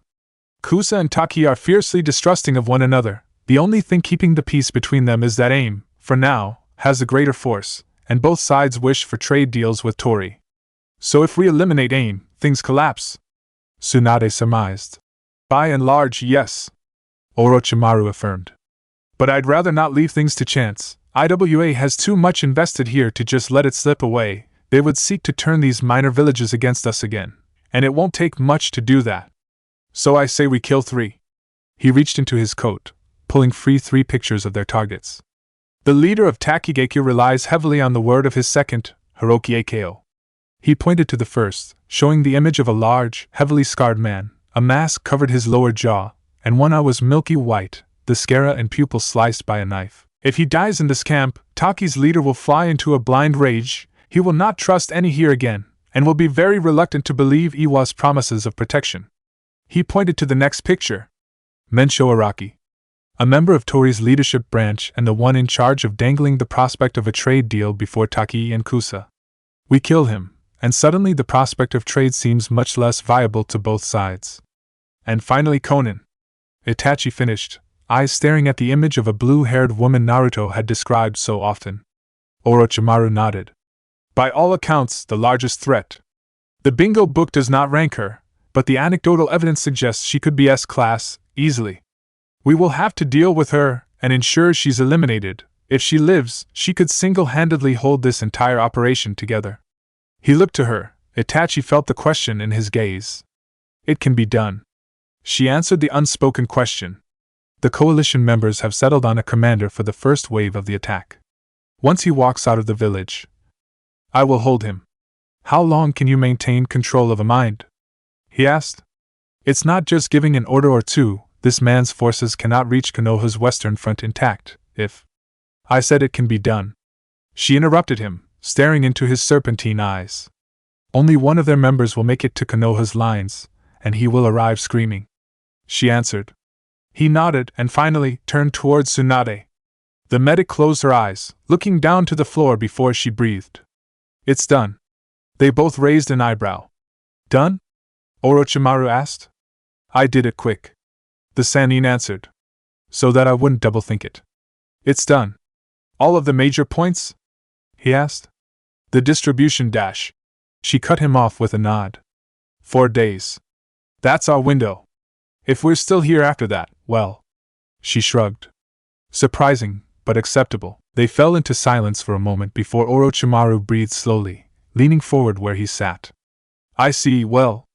A part of me says to let your work do the job and let it be enough, that it would be enough, but Hokage-sama's orders were explicit. Tsunade nodded. Make sure. Orochimaru hummed an affirmation. Quite. So these assassinations should still take place. Then we can leave. Slowly Itachi stood. I'll leave you to discuss them in private. It's best if I do not know the details. The two of them offered quiet nods as the Uchiha heiress turned and marched away, back to her spot looking down on the masses below. Just a few more days. And she'd likely be looking at a city of corpses. It had been a long time since he traveled Konoha's forests at night. Longer than he realized. Or perhaps it was the pantomime memories in his head. What was his and not his that made it seem so much longer? Certainly the half-whispered, hazy images conjured by his subconscious did not portray memories like this. Battle, pain, blood and sacrifice, yes, but not the simple, clear beauty of a forest at night, the moon shining over the waters of a pond. Who was he in those memories? A part of him hoped he was relatively the same as he was now. A larger part knew deep in his gut that he wasn't. In fact, a larger part knew deep in his gut he might hate the person he was in those foreign recollections. He wondered if Sakura felt the same way. He wondered what thoughts clouded her mind in her quiet moments. Because though he knew very little of himself, he knew enough to recognize that the other Sakura was not the same as his, far from it in fact. There was a rustle behind him, and he turned, looking over his shoulder to see Lee emerging from the tree lean into the light of the flickering, small campfire a few dozen feet away. Yosh! Konoha's mini green beast exclaimed with a broad, sparkling grin, carrying 2 bundles of firewood under his arms. Enough to see us through the night, thanks Lee. Sakura smiled where she knelt, the scar over her eye twisting the skin into something that looked painful but wasn't. Put them over here. There was a tap on his shoulder, and he realized Hinata had managed to sneak up on him. Even though he wasn't entirely on guard and hers was a familiar presence, it spoke to the quality of her Anbu training. He turned his head away from the camp to look at her. Something wrong? He asked. She raised an eyebrow, one hand rising to make some quick hand signs. You're thinking about something. He shrugged. Just enjoying the view. The mute princess gave him a look that answered for her. He felt his own lip curl into a smirk. I'm not allowed to enjoy nature every now and again. Even if I did, by that you wouldn't get distracted so much by nature that you lose all track of your surroundings. What are you thinking about? It's a very nice view. He sidestepped. She rolled her eyes. Fine. Be that way, but it's about to get a lot nicer, Mr. Oblivious, if you don't turn your ass around back to camp. He blinked, looking at her with clear confusion. What do you dash? He stopped as she raised her other arm, clutching a bag with bathing supplies. The waters of the pond seemed to lap loudly at their feet. Ah. He breathed, feeling a bit warm at the cheeks. Right. With a sharp about face, he ignored Hinata's hissing snickers as he moved to walk back to the camp. He made it closer to Sakura and Lee, noticing the taijutsu master was busy setting up his tent, but Sakura was preoccupied looking rather intently at one of the wood logs Lee had brought. Sasuke was curious, his short-lived embarrassment all but forgotten. The log booby-trapped or something? He questioned sardonically. She swirled her eyes up towards him, then back towards the log. I have a thought. Before he could ask her what the hell she was on about, Sakura took a quick glance behind her to the still distracted Lee, and reached forward, snatching the log where it was on the ground, so thick she couldn't even wrap her fist around it. Her face scrunched up, concentration furrowing her brow and twisting the scar of her eye even further. For a moment, nothing happened, and Sasuke was about to ask her what the hell she was trying to do when suddenly, a bone-rattling crack went off like an explosive tag across the camp, and Sasuke felt his eyes go wide as Sakura's bare fist cracked and splintered wood, crushing it with her bare hands. Lee shot to his feet, and Sasuke heard Hinata somewhere behind him draw her umbu sword. It's nothing, Sakura hastily called, tossing the log into the fire. Just hit the two pots together by accident. She laughed nervously. Lee breathed in relief, taking her word for it. No doubt Hinata had her doubts. Her ears were sharper than most, and her Byakugan now would be brought to bear to check the immediate area. Sasuke, though, looked down at Sakura, blinking in stupefaction before Sakura turned her seafoam green eyes up to him. She could never do that before, but the other Sakura could. Chapter 79. Naruto knew, before the sun rose, they wouldn't be able to escape the pursuit. Not without some kind of miracle. The injured were slow to rise, even slower to move, though they did try. Some of them tried till they made their injuries worse, and here and there he could hear the whispered arguments of others demanding they be left behind so as not to slow down the group. None of the offers would be accepted, he knew, because he'd carry them all back one by one before accepting anyone saying any different. But he had to be a realist, he had to know what that meant. 5S class Nin would soon be bearing down on them, by this afternoon, or night at the absolute latest. And who knew how many Chunin would be following after them? He was strong, stronger than he'd ever been without Kurama in his timeline. But he wasn't delusional. He was not invincible. He had to think of something. There had to be an answer somewhere. Easy there, don't move too fast. He turned at the sound of Kyofu's voice, finding Ryoko trying to push away their eldest teammates' fussing hands. I'm fine, she groused, still groggy from the pain medication. The bandages around her injury were stained with splotches of red, but the bleeding had stopped, thank the gods for small favors. The silver-haired girl looked around, blinking in stupefaction. The fuck's my blade? He smiled, Kyofu groaned. You're impossible. Stepping forward into his teammate's line of sight, he knelt at her other side. Hey there, sleepyhead, it's 12:30 already. Ready to get your life together? Don't encourage this.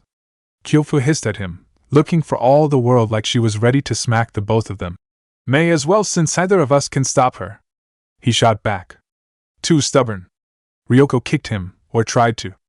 I can still kick your ass, princess. Any time, blow hard. He smiled, she smiled back. It was an easy thing, but he could see her eyes cloudy with the fugue of anesthetics even as she met his gaze, and he hoped she couldn't see the worry in his. At the same time he heard a new voice behind him, no nonsense, stern and angry. Get them up. I want us gone in 10, then you get them to move. It's either that or they'll be killed where they lay. Now. This isn't a request. Naruto stood, pulling away from Ryoko and Kyofu to see Tenten in the middle of the camp.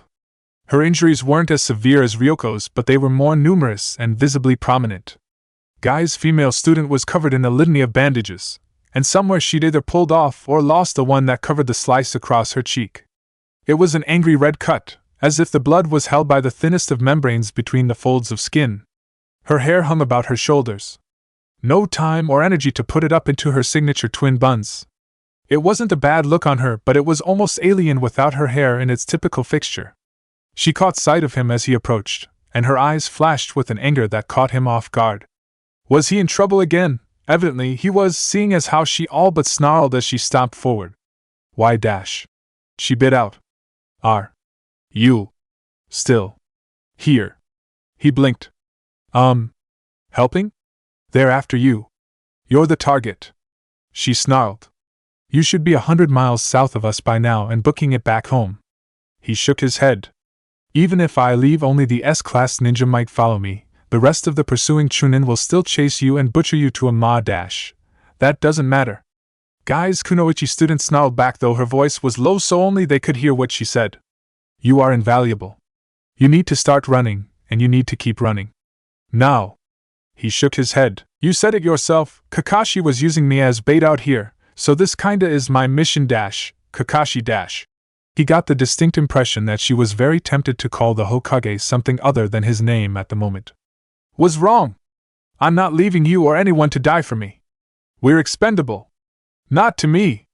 He didn't quite shout, but neither was he quiet, and he could see their conversation beginning to draw eyes. Tenten's gaze darted this way and that way. The men couldn't see this. He knew enough of command and morale to know that. She looked at him again. The anger was still there, but there was a clear undercurrent of concern. Of fear. She knew as well as he did this wasn't a fight he was likely, let alone guaranteed to win. Leave. She tried one more time, even though she already knew the answer. He shook his head and tried to smile. Not a chance in hell. She turned away, and the concern was wiped away, hidden under indifferent professionalism before she turned and walked, marching towards the nearest infirm to get him back on his feet. She couldn't waste her time arguing with him, and for that he was relieved.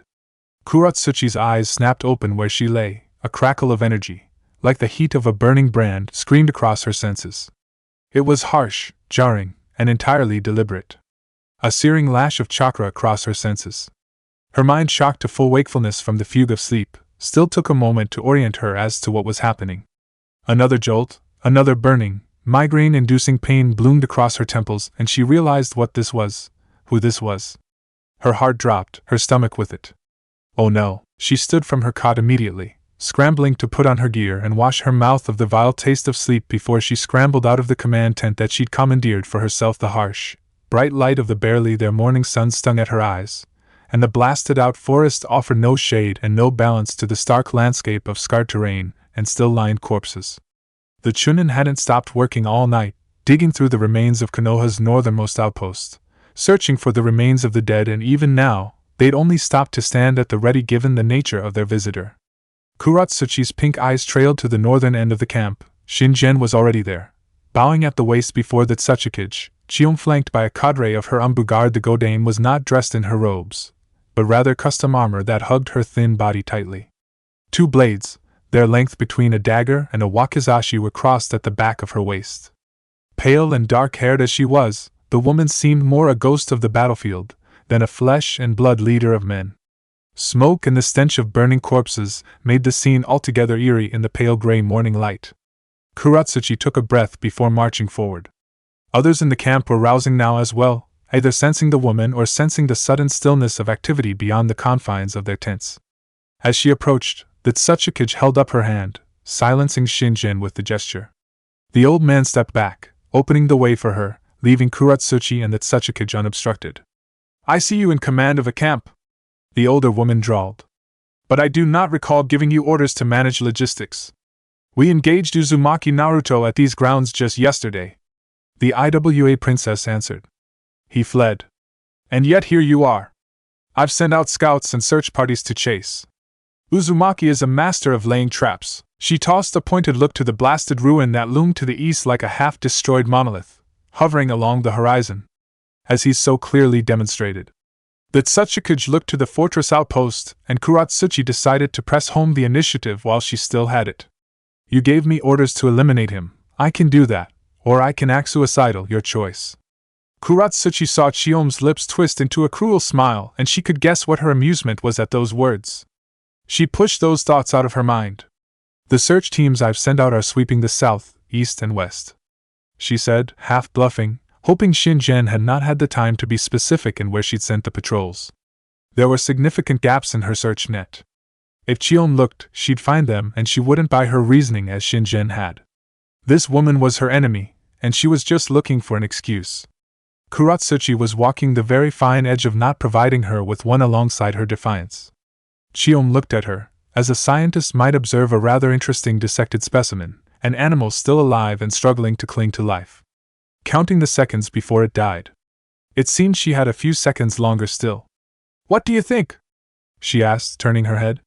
For a moment, Kuratsuchi believed she was addressing Shinjen, but as a thin, hooded figure emerged from between the ranks of Anbu, she realized that Tsuchikage was addressing him instead.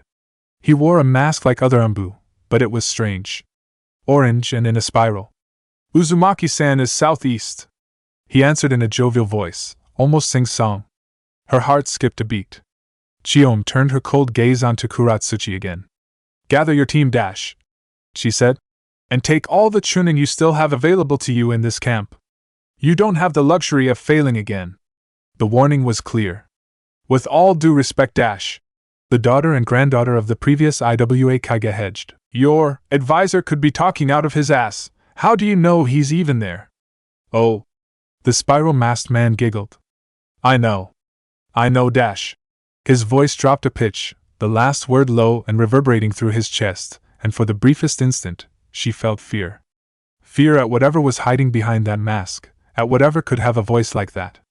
Then the moment was gone, so fast she wondered if she could have imagined it all. Toby knows. Because Toby is a good boy. This is all that was sent. Kakashi's tone was as bored as ever, but anyone who knew him would be able to detect that, at the moment, he was anything but. His single eye passed over the scroll, his gaze sharp, searching. The Chunin assistant nodded, affirming. That's all, Hokage-sama. Kakashi decided, in that moment, that it was a rather strange thing. Receiving good news and being utterly and completely aggravated by it. His scouts, spies, and recon outposts to the northeast reported that Kumo was quiet, calm. And that calm was making him anything but. They shouldn't be quiet. They shouldn't be calm. By all reports, Kumo had drawn an exorbitant sum to support Iwa's war effort, but their own anxiety, and wish to destroy both Naruto and Itachi was a genuine one. Now that IWA was advancing so recklessly, heedlessly, in a way that would soon require damn near every available resource, now is when Kumo should be moving, harassing, threatening their flank, opening new theaters to stretch their forces to the breaking point.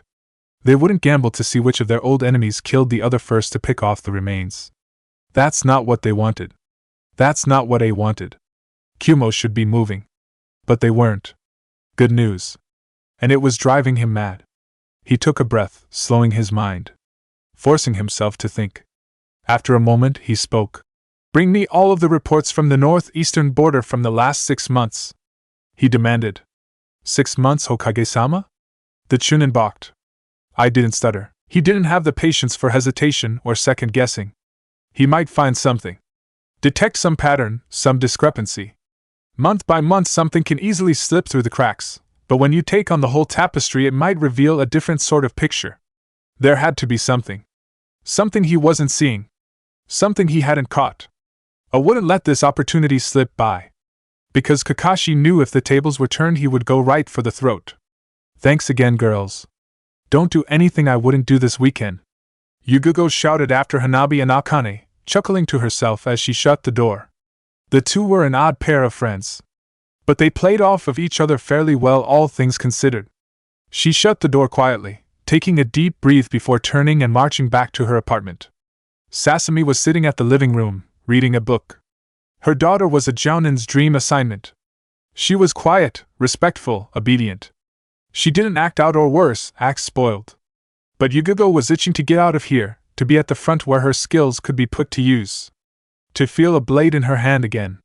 Domestic life had its charms certainly, and protecting the heiress to the daimyo's court was an important duty. Even so, she couldn't help but feel idle, wasted. She took a deep breath, forcing her mind and spirit to calm. No use worrying about it. She had a duty, and it would not change just because she was complaining about it. "Why do you want to eat, kiddo?" she asked. A distant part of her mind reminded her that Sasami was not, in fact, her daughter but the future ruler of the whole state, and that such informality was grossly disrespectful. The other, larger part of her was quick to point out that if she had to stand on stiff formality of courtly gestures for months on end, she'd likely go insane. That it helped with the cover story was a fringe benefit. After all, what mother called her 6-year-old daughter Sama. When she received no answer to her question, Yuzuki looked up, finding the little girl's brow furrowed, her mind clearly deep in thought. Her hands were at her lap and the woman could see her fingers beginning to clench subconsciously, not quite fists but far from relaxed. Yugugo raised an eyebrow, marching past the kitchen countertop towards the living room. Still Sasami didn't react. It wasn't until Yugugo's fingers flicked at her forehead did she move. Blinking rapidly as though completely startled at both Yugugo's presence and her proximity, the young monarch stared up stupidly towards her from where she sat. "Something up?" It wasn't really a question, more a demand. Quickly, too quickly, the little girl shook her head. "No. I'm fine." Yugugo's eyebrow rose, her look clearly stating her opinion of that answer. Sasami fidgeted where she sat, her eyes trailing down to the floor. Finally, "I want friends." That made the jounin pause. "What? You have them?" she ventured hesitantly. "Real friends," the girl insisted before looking back up at her. "Not ones you pay for." "Oh. Look." She smiled, despite herself. "I can't pay someone to be your friend, Sasami. You're paid to be my mother," the girl protested. Yugugo froze. Well, hadn't this escalated remarkably quickly? Whoa, hold on. She mentally and verbally backpedaled. Clearly she'd wandered into something of a minefield without ever realizing one had even been under construction. No one put up a sign. Stepping around the girl to sit beside her on the couch, she looked at the bashful future ruler, finding the girl's features downtrodden and depressed. "I am paid to protect you. No one can pay me to be a mother, and I pay Akane and Hanabi to help me around the house with certain things since I can't keep you safe if I'm not with you. I don't pay them to be your friends. If they're friendly towards you, it's because they like you, not because I'm paying them to." The child seemed to frown in thought. "Are we friends then?" Yugugo shrugged. "If you want them to be. Do they want to? Ask them when they come by next time." Sasami turned, looking at her with an intensity in that moment that caught her off guard. "Then could you be my mother?" And Yugugo realized she'd stepped squarely into it. The umbu known as Nico all but choked, scrambling for anything to say. "You don't want me for a mother," she finally decided. "Why not?" the girl child asked. In that moment Yugugo realized that this assignment carried significantly greater danger than she'd realized for her charge. Not physically, but clearly emotionally. Sasami's mother had died at childbirth, Kudasama, not long before the girl could walk. She'd been surrounded all her life by servants and courtiers but no family. Her cousin, Kotaro, was the closest thing, and he was a military man through and through. He had proven himself dutiful in his efforts to keep her safe, but those efforts had isolated the girl, surrounded by a chasm of distance and station. She was asking Yugugo, because Yugugo was the only thing that had come close to crossing that distance, and it was by sheer innocence, or ignorance, that the girl didn't understand that Yugugo fell woefully short of an actual mother. Suddenly, she felt immensely sorry for the princess. "You'll understand when you're older," she hedged. It was not a satisfactory answer. Sasami's features scrunched up with a petulant anger. "I could order you!" she exclaimed. Yugugo raised an eyebrow. It was a threat. Not exactly a very fear-inducing threat, but a threat nonetheless, and it was rather sad that the girl felt she had to resort to it to get a mother. "You didn't want to pay for friends," she answered slowly, carefully. "You wouldn't want to order someone to be a mother either." The girl's face fell, and the child looked so miserable Yugugo's heart went out to her. There was no apology. The princess of the Fire Daimyo's court did not apologize. But that was all right for now. "Come on," she urged gently.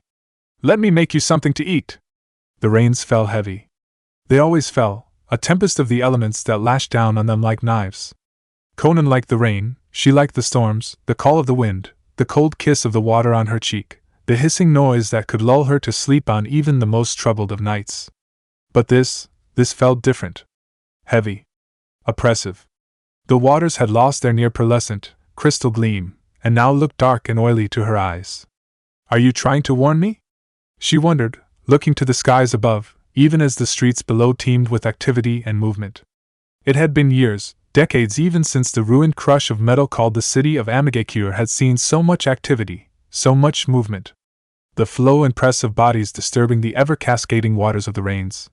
The first wave of their attack group would be leaving today, a task force of many soldiers from many of the smaller villages and countries banded together in a show of solidarity. Scouts and pathfinders more than anything else really, but the symbolism of the gesture was necessary, indeed, critical at this juncture.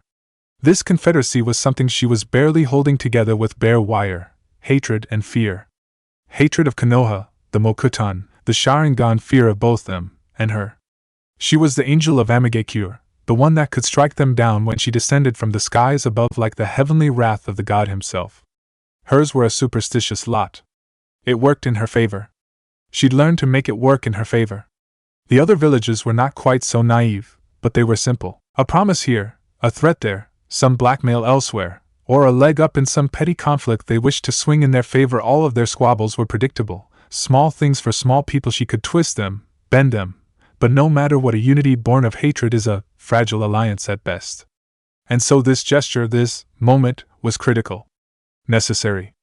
If it was a success, or at least not a disaster, it could give them momentum, give the soldiers constantly looking behind them for a knife in the back that bit of confidence and trust needed to focus on the enemy in front of them, and the one in front of them only, at least for as long as they needed to. Konoha. Little else beside the end goal mattered. She'd made a promise after all. And so she watched, perused, and made certain. She'd vetted the assigned teams personally on at least 3 occasions.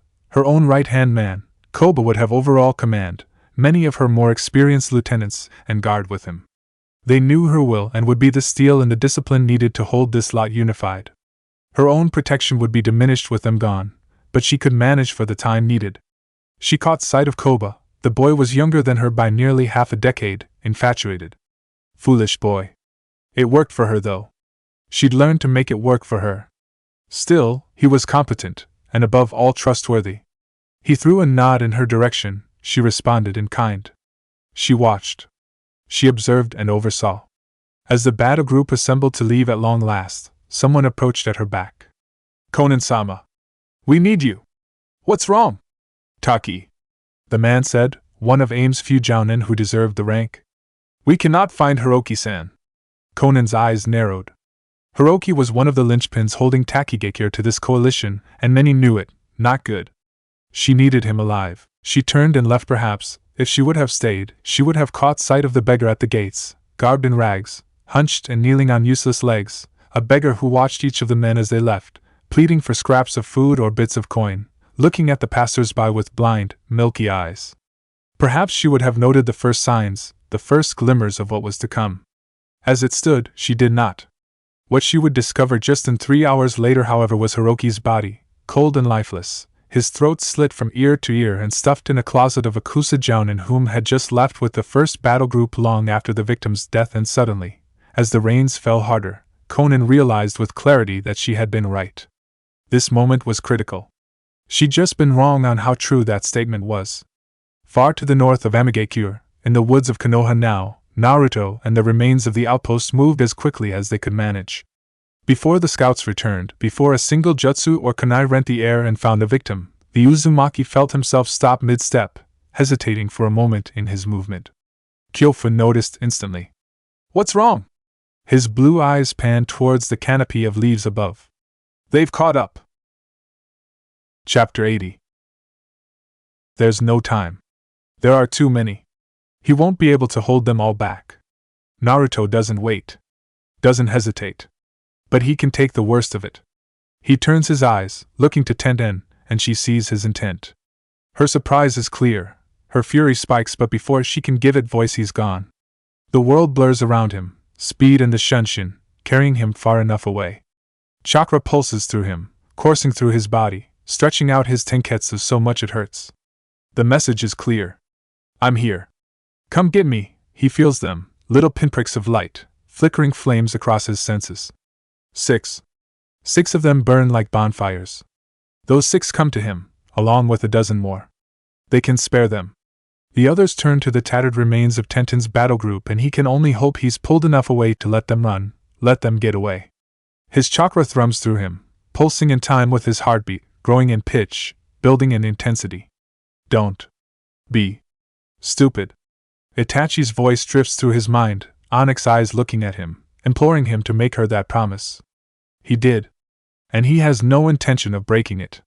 If he's going to win, if he's going to have even a chance at winning, he can't hold back. Eyes open, orange markings spread across his face. Kuchios! Takigekyu's Hiroki lay down in the mud. His eyes stared up into the sky, wide-eyed, the red veins bulging with clotted blood, his lips purple, tongue black. The man was very dead. And Conan knew her tenuous, fragile alliance just grew much more fragile. Takigekyo is aware that he's missing, she drawled, voice carrying over the hiss of the ever-falling rain. Are they certain he is dead? Not as of yet, my lady. A Jounin bowed his head low. We must keep it that way as long as possible. Who else knows? None but myself, my men, and of course whoever killed him. Her lips pursed. Her men could be trusted. But whoever killed Hiroki would not be idle for long. More likely than not he, or she, or they were already trying to spirit confirmation towards Takigekyo's leadership in some way. She needed to head this off, fast. Invite Ishirindano to my residence. What reason should I give? He will not trust us with Hiroki-sama missing. Use whatever reason you like, I don't care, just get it done. I understand, Mayam. She turned towards 2 of her other men. Bring the body. It was raining. It always rained in this miserable fucking country. Ejiro hated it. He hated this place, the food, the cold, the constant drumming hiss that never let up, never relented, not even letting a man sleep or think. He hated it. His men hated it too. And he could feel it beginning to affect their performance, their awareness. They felt tired, bone-weary, felt eyes on them where they didn't exist, voices in the wind. When they made camp it was slow and sluggish. When they broke camp it was even worse. They were well behind the distance they should have covered by now. Even he wasn't immune. He was ashamed to admit that it took him 3 days to notice. Deserters. Not a few of them either. Several. At least 24, and in a force of 300 that represented nearly 1/10 of their available battle strength, and they hadn't even made it to the enemy yet. Not a rate of attrition they could afford. He altered shifts, rescheduled people's daily routine, he spread his own lieutenants through the camp and sub-commanderies. They wouldn't desert, and they'd kill anyone who tried. By the 5th he knew, even unaware of the red eyes following through the gloom of the dark forest, it wasn't desertion. Too many. Far too many. Before the battle had even been joined, Tenten knew it would be the case. Hell, before they'd managed to start moving the injured that morning she'd known. It was one thing to know, and quite another to be in the middle of this insanity. Kyofu, Naruto's teammate, had used nearly all of her chakra, just to try and even the numbers at least a little bit, summoning 6 spider summons, each twice the size of a horse. Even then, they were still outnumbered almost 3 to 1. She swung her weapons until edges were blunted and halves broke and splintered. The taste of blood was heavy on her tongue, stinging her eyes. The screams of men, hissing and screeching of spiders, and the clash of steel against steel clamored into a cacophonous thunder in her brain, and still there were more of them. She couldn't think, couldn't see, couldn't even breathe. The muscles of her arms felt like sliding razor blades. Her chest burned with each ragged lungful she managed to force down. Her hands shook and trembled with weakness even as she clutched her kunai and swords, and still the tide of men didn't even seem to slow. He felt cuts, scrapes, burns, and narrowly missed wounds across her body, too many to count, not enough to bring her down. Not yet, and still there were more of them. I'm going to die here. The thought came unbidden, and she breathed suddenly like a drowning woman breaching the surface. Somehow the air that filled her lungs was icy cold, and the snap freeze across her insides brought the world into sharp focus and stark clarity where before it had blurred into bloody reds and darkening shadows. Her hand rose, a short sword gripped in her shaking fingers as she blocked a blade, sliding the edge of her chipped, damaged weapon straight down, too fast for the enemy need to react. The scrape of metal on metal so harsh it sent sparks into the air as her sword sliced into the ninja's fingers, severing 3 and nearly tearing off the 4th. The Chunin screamed, loud, and the metal-spiked knuckles in her free hand crunched into his teeth, straight beneath his nose. Unconscious or dead, she didn't care, as she felt her heart pounding under her ribs with enough force to cause physical pain. Uzumaki! Get to Uzumaki! The shout broke through the haze of thought, and Tenten whirled around, hair flying into her face from where it had escaped her typical buns, seeing through the canopy, flames, techniques, and press of bodies what was happening. They were being herded. The IWA Chunin wanted them dead. There was no question. But they wanted the Mokutan more. Either dead or captured.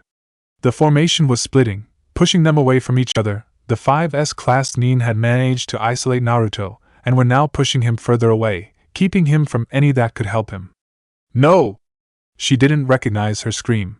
Didn't recognize her voice. Rough and choked from dust and blood, she tried to move, to press through the crush of humanity and monsters, but more were getting in their way, more were closing in on them. They're all going to die here. They had to get away. The thought sticks in her gut like a knife, and the words catch in her throat like she's been skewered straight across her voice box. She's choking on the order. Then, someone else shouts it. Retreat! Run to the forest, retreat!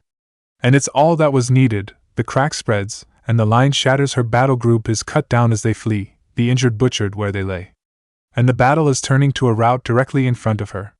She sees Kyofa pulling away, riding her last remaining summon, Ryoko with her. The guilt twists at her gut, her arms burn, whole body trembling.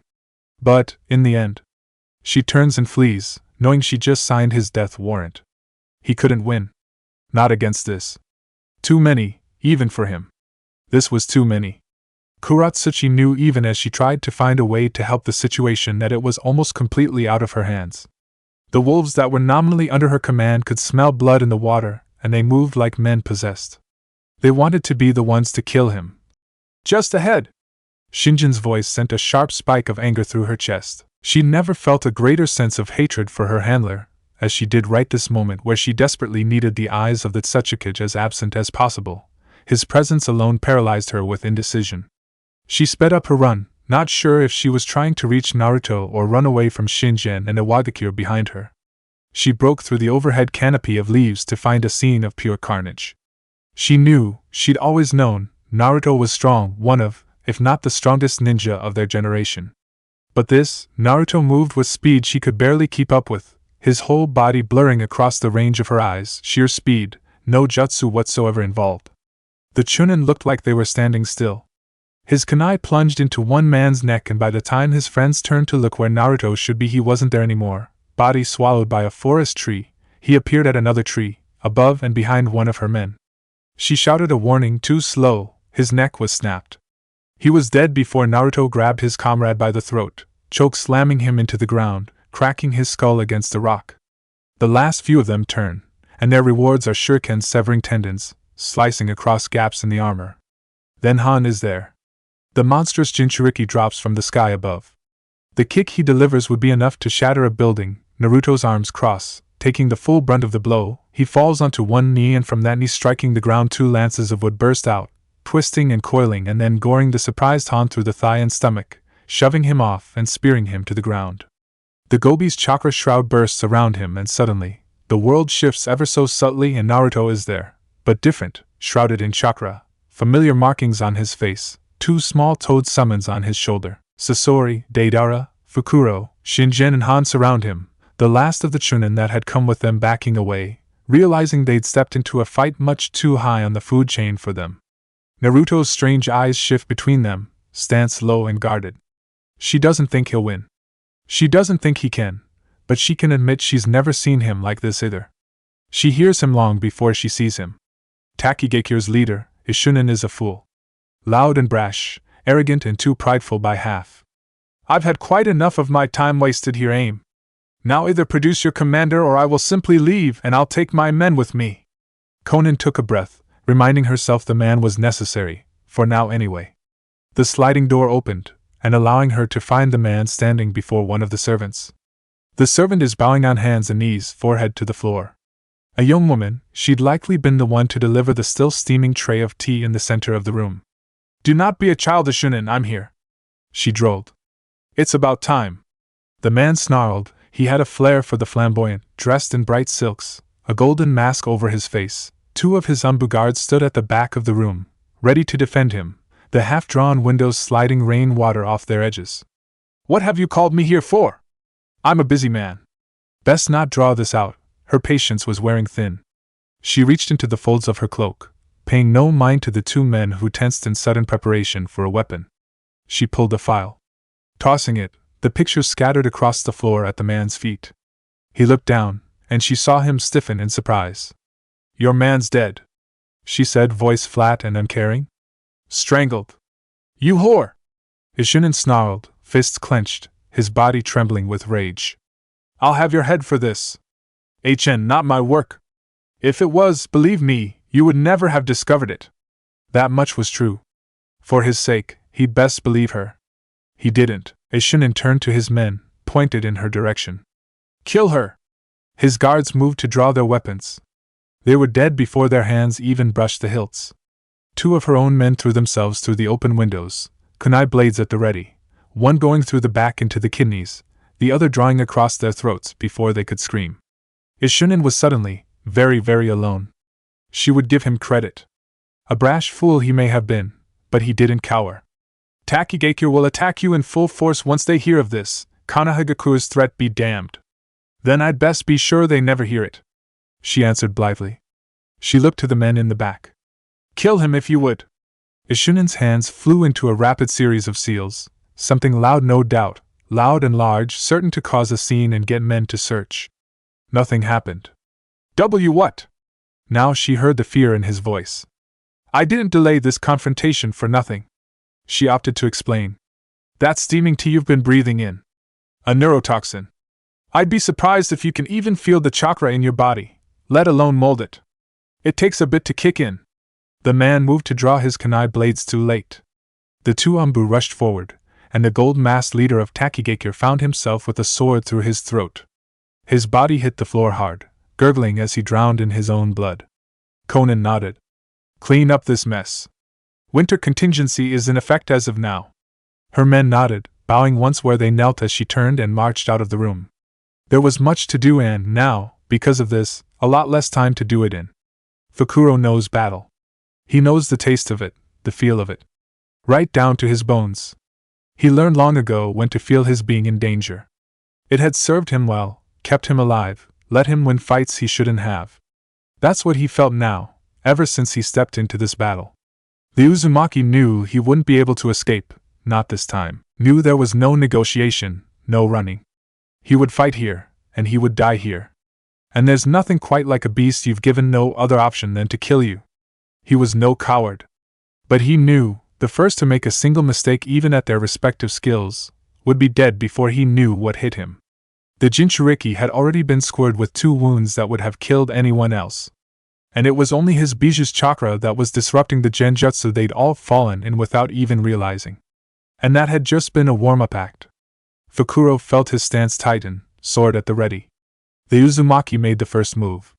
He nearly blurred out of existence, pure speed tearing the ground at his feet with the momentum, and it was only the trail of shattering wood that let him find the boy as he rushed straight towards Deidara, who flew above on his construct.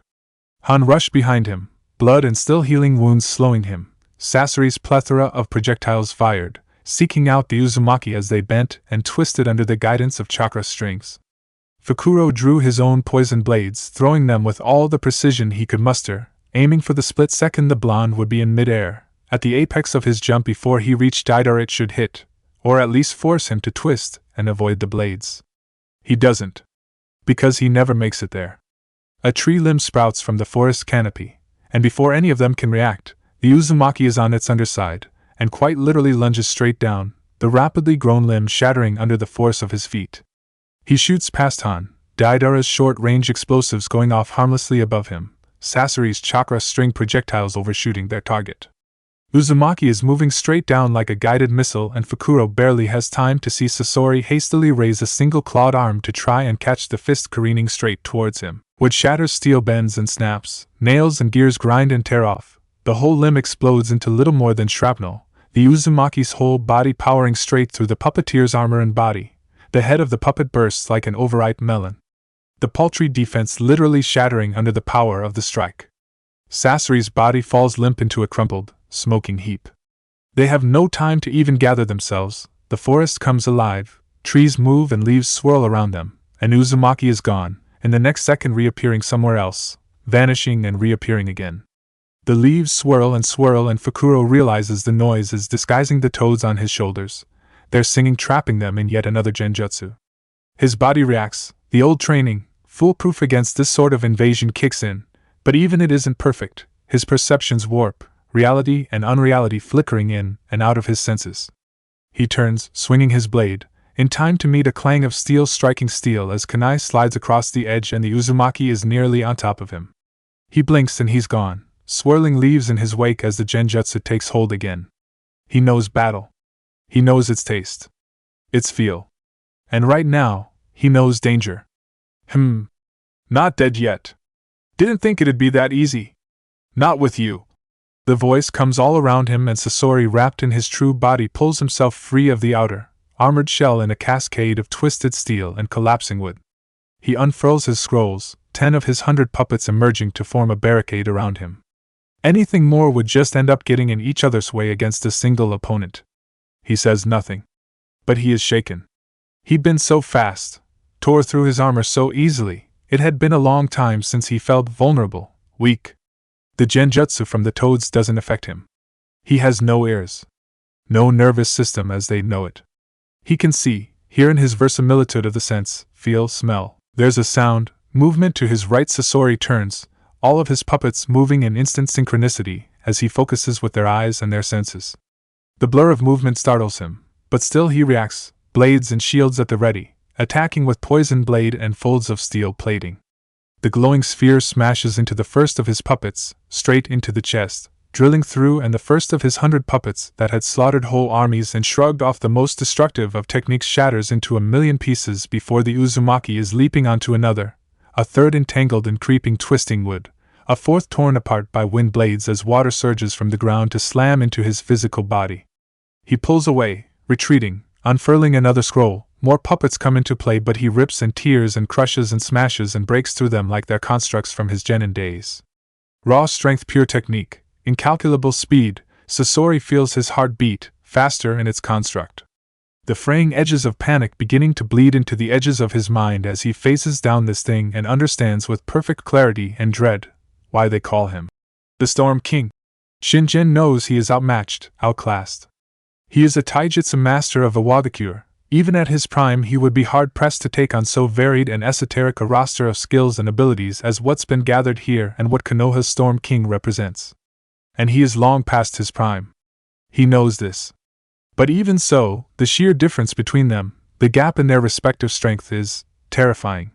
He barely has the time to recognize he's under attack, barely has a moment to bring up his defense before the kick smashed into his side, rocking him completely off his feet. He hits a tree with bone-breaking force. His arms sing with pain.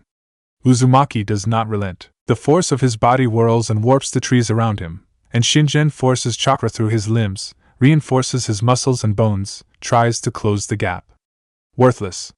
He strikes and Uzumaki isn't there, body moving just so, skirting past the blow with barely any effort, slipping a blow past his hasty guard.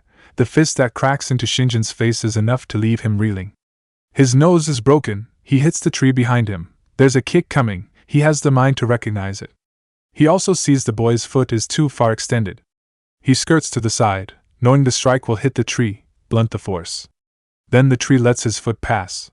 Like water sliding over rock, the wood bends and twists, conforming to his needs and will, and the full force of the blow slams into the old taijutsu master's eye socket.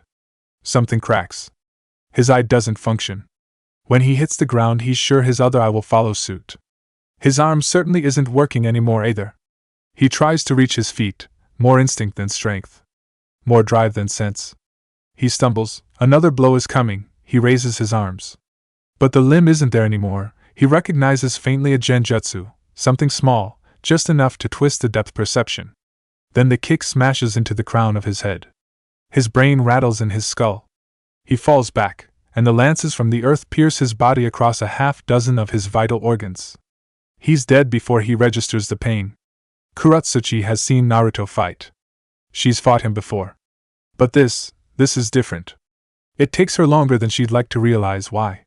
She's seen him fight. She's never seen him cornered. His chakra is so thick in the air it almost chokes her. The S-class team that was made specifically to hunt him flails about like children at their first Chunin exam. They're cut off from each other. Even her.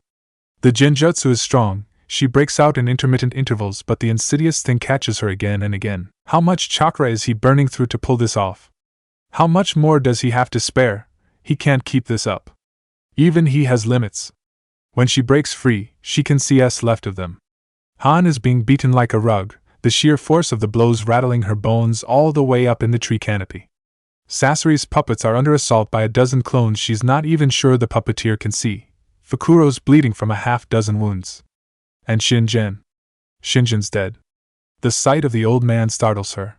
She jerks into stillness, staring at the corpse skewered on a half-dozen spears of stone, eyes still open but glazed over, unseeing as they stare into the forest canopy above. "Get the fuck away from me!" The scream startles her, and her eyes snap up towards Deidara. The IWA Nin is pale, all but panicking, she can see it in his eyes. Then Naruto is there, and the wind blade that shears off Deidara's arm is so clean it takes a moment for the wound to actually burst with blood. She sees his arm flop down, striking tree branches on its way to the forest floor. Deidara leaps away, trying to gain some distance, tossing bombs wherever he can, but Naruto pushes straight through, heedless, the blasts and the smoke and the fire breaking over his body as he lunges after the bomb user. A tree limb snakes out, wood twisting, coiling growing, and suddenly there's a wall behind Deidara. He smashes into it, and Kuratsuchi can see the fear on his face. His eyes go wide as dinner plates, the Rasengan swirls in Naruto's hand. He's going to die.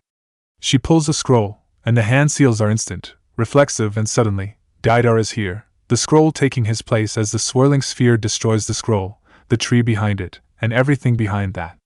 The clone lands on a tree, strange eyes focused on her, as she catches the bleeding, hyperventilating Deidara.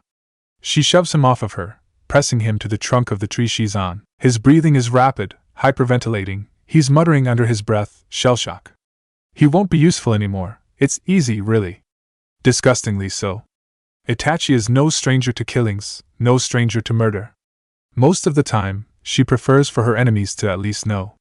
It gives them a chance, a distant, fleeting chance, but a chance nevertheless. That's not what the situation calls for here. She'd captured them all once, standing at the gates of Amigakure, a beggar girl, watching, peering into their eyes with hers that they never looked too closely into. After all, why look, she was just a beggar girl. Catching them again, now that she knows the neural pathways, the Tenketsu, is so very easy. So very, very easy. It makes killing them an act of cruelty, really. So blind and unaware. A hand slipping into a pouch there, a vial of slow-acting poison in the drinking water elsewhere. It takes them days to realize the danger. By then, she's ensnared the highest-ranking lieutenants and commanders in her illusions. She falsifies orders, changes their patrol routes, intercepts reports, lures them into traps, ambushes. Whole men die in the gloom of the dark and are reported back as having arrived, their friends none the wiser until the next morning they check and the men are nowhere to be found in camp. The poisons kick in by the third night. Men are bleeding through their eyes, drowning on land. She keeps the commanders awake at night, or sends waking nightmares into their minds. It's slow, tedious work, taxing. She herself is tired, but she's stayed awake before. All the while the men never even know she's there, sitting in the command tent, patrolling the perimeter, resting by the warm fire, cooking the food she laces with hallucinogens to make her illusions easier as her mind grows weary. They die quietly. They die alone. They die at night in their beds. They die in the day on their feet. They die choking on blood. They die choking on bile. They die bleeding or whole. It doesn't matter to her. It's all the same. They die. He's bleeding. He's bleeding. His arm is gone. And he feels his heart pounding under his ribs. His body flares up in pain. And he's bleeding and his arm is gone. Gone and cut so clean he swears he can feel his own fingers. And he's bleeding. And the blood just won't stop. Deidara feels a rattle in his chest. Wet, broken, his head is swimming and the edges of his eyes are going dark, foggy. He grits his teeth, raw while pushing away the blackness of oblivion. No. Not going down like this. Not to this fuck. He forced himself to stand, foot nearly slipping off the branch, almost sending him down to crack his neck on the forest floor, but he didn't. His eyes swim in his skull, darting this way and that way. The pink-eyed bitch is fighting not far, trying to hold off the leaf bastard, or maybe a clone. The others are the same. All of them trapped in a dozen different fights.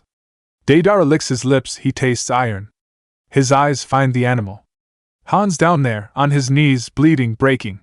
He crushes a stone boulder only to get drilled by a torrent of pressurized water, and then cut by a lashing wind blade, all before he's hit the ground from a blow that could shatter mountains, breaking more of his ribs. He's dying, weak. Because he doesn't have the monster. Deidara's brain still recognizes it, still notices what's happening. The glowing, winding tendrils of wood. Get rid of it. He thinks. Get rid of it, and that freak can turn it around. In the mouth of his single remaining hand he starts chewing up clumps of explosive clay. This is not a clone. Han knows this. Can see it. The annoying toads don't affect him, they haven't ensnared him.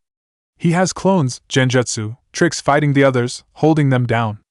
But the Storm King knows better than that when it comes to him. And his full focus right now is requiring every trick Han has just to stay alive under the onslaught. This was not the previous battlefield. This isn't a fight where the Uzumaki was letting them maneuver, outflank and coordinate. He cut them off from each other, split them up. Every man was fighting Uzumaki, for all intents and purposes, alone. He tries to summon his bijou, but he can't. The trees grow and twist and bleed energy that cages the beast within with a cage of iron and will. He can't get out of it, the Konoha Nin won't let him. He moves like a man possessed, all the strength and power in his body crashing into Han with the force of a mountain. His arms break when they block a blow, his legs crack under the force as he digs in his heels and tries not to fall over. The earth rises to crush him, water, enough to drown an army smashes into him, wind cuts and slices and tears at him. Han feels his heart beating in his chest, and somewhere he recognizes that without his constant healing, he'd have died, several times over by now even with all his strength. The steam hisses and boils, tries to escape before being caged again. The forest pulses with this damnable power that keeps his full strength contained, and as he raises one arm to block a blow, the force of that very same strike shatters his guard, carving clean through before smashing into his armored face hard enough to crack the ceramite mask. Shards of metal cut into his cheek, his eye socket shattering and his eye bursting under the impact. Distantly, almost detachedly, Han wonders if he's going to die. Then there's an explosion, a deafening loud bang that sends his ears ringing. The force hits him like a horse-drawn wagon, knocking the wind out of him, fire and pain and noise, shattering trees and flattening swathes of the forest. And Han can breathe again. He knows what's happened and he doesn't let the opportunity pass him by. The Gobi's chakra floods his body, steam bellows from the pack. There's enough lingering energy from the Mokuton to stop him from dissipating his body, but this is enough. His senses sharpen, his muscles and faux limbs bulge with sudden excess energy, and he moves, charging through the steam, searching for their enemy. He finds him, dazed, picking himself free of debris, and this time, when Han's fist cracks against his hasty block, he can see the wince of pain on his face, and the foot that smashes into the Jinchuriki's chest to send him back doesn't break bones this time. It hurts, but the Uzumaki is on the back foot, and Han has no intention to give up the hard-won initiative. Orders were given quickly, quietly. Her best illusionists were posing as a Shunin, Hiroki, and the leader's bodyguards. It was a farce that wouldn't hold for long. She was on borrowed time, but she didn't need it to hold long. Just enough. Ishunin's brusque and spiteful nature served her well. It allowed her men to brush aside questions and advisors and simply bark orders.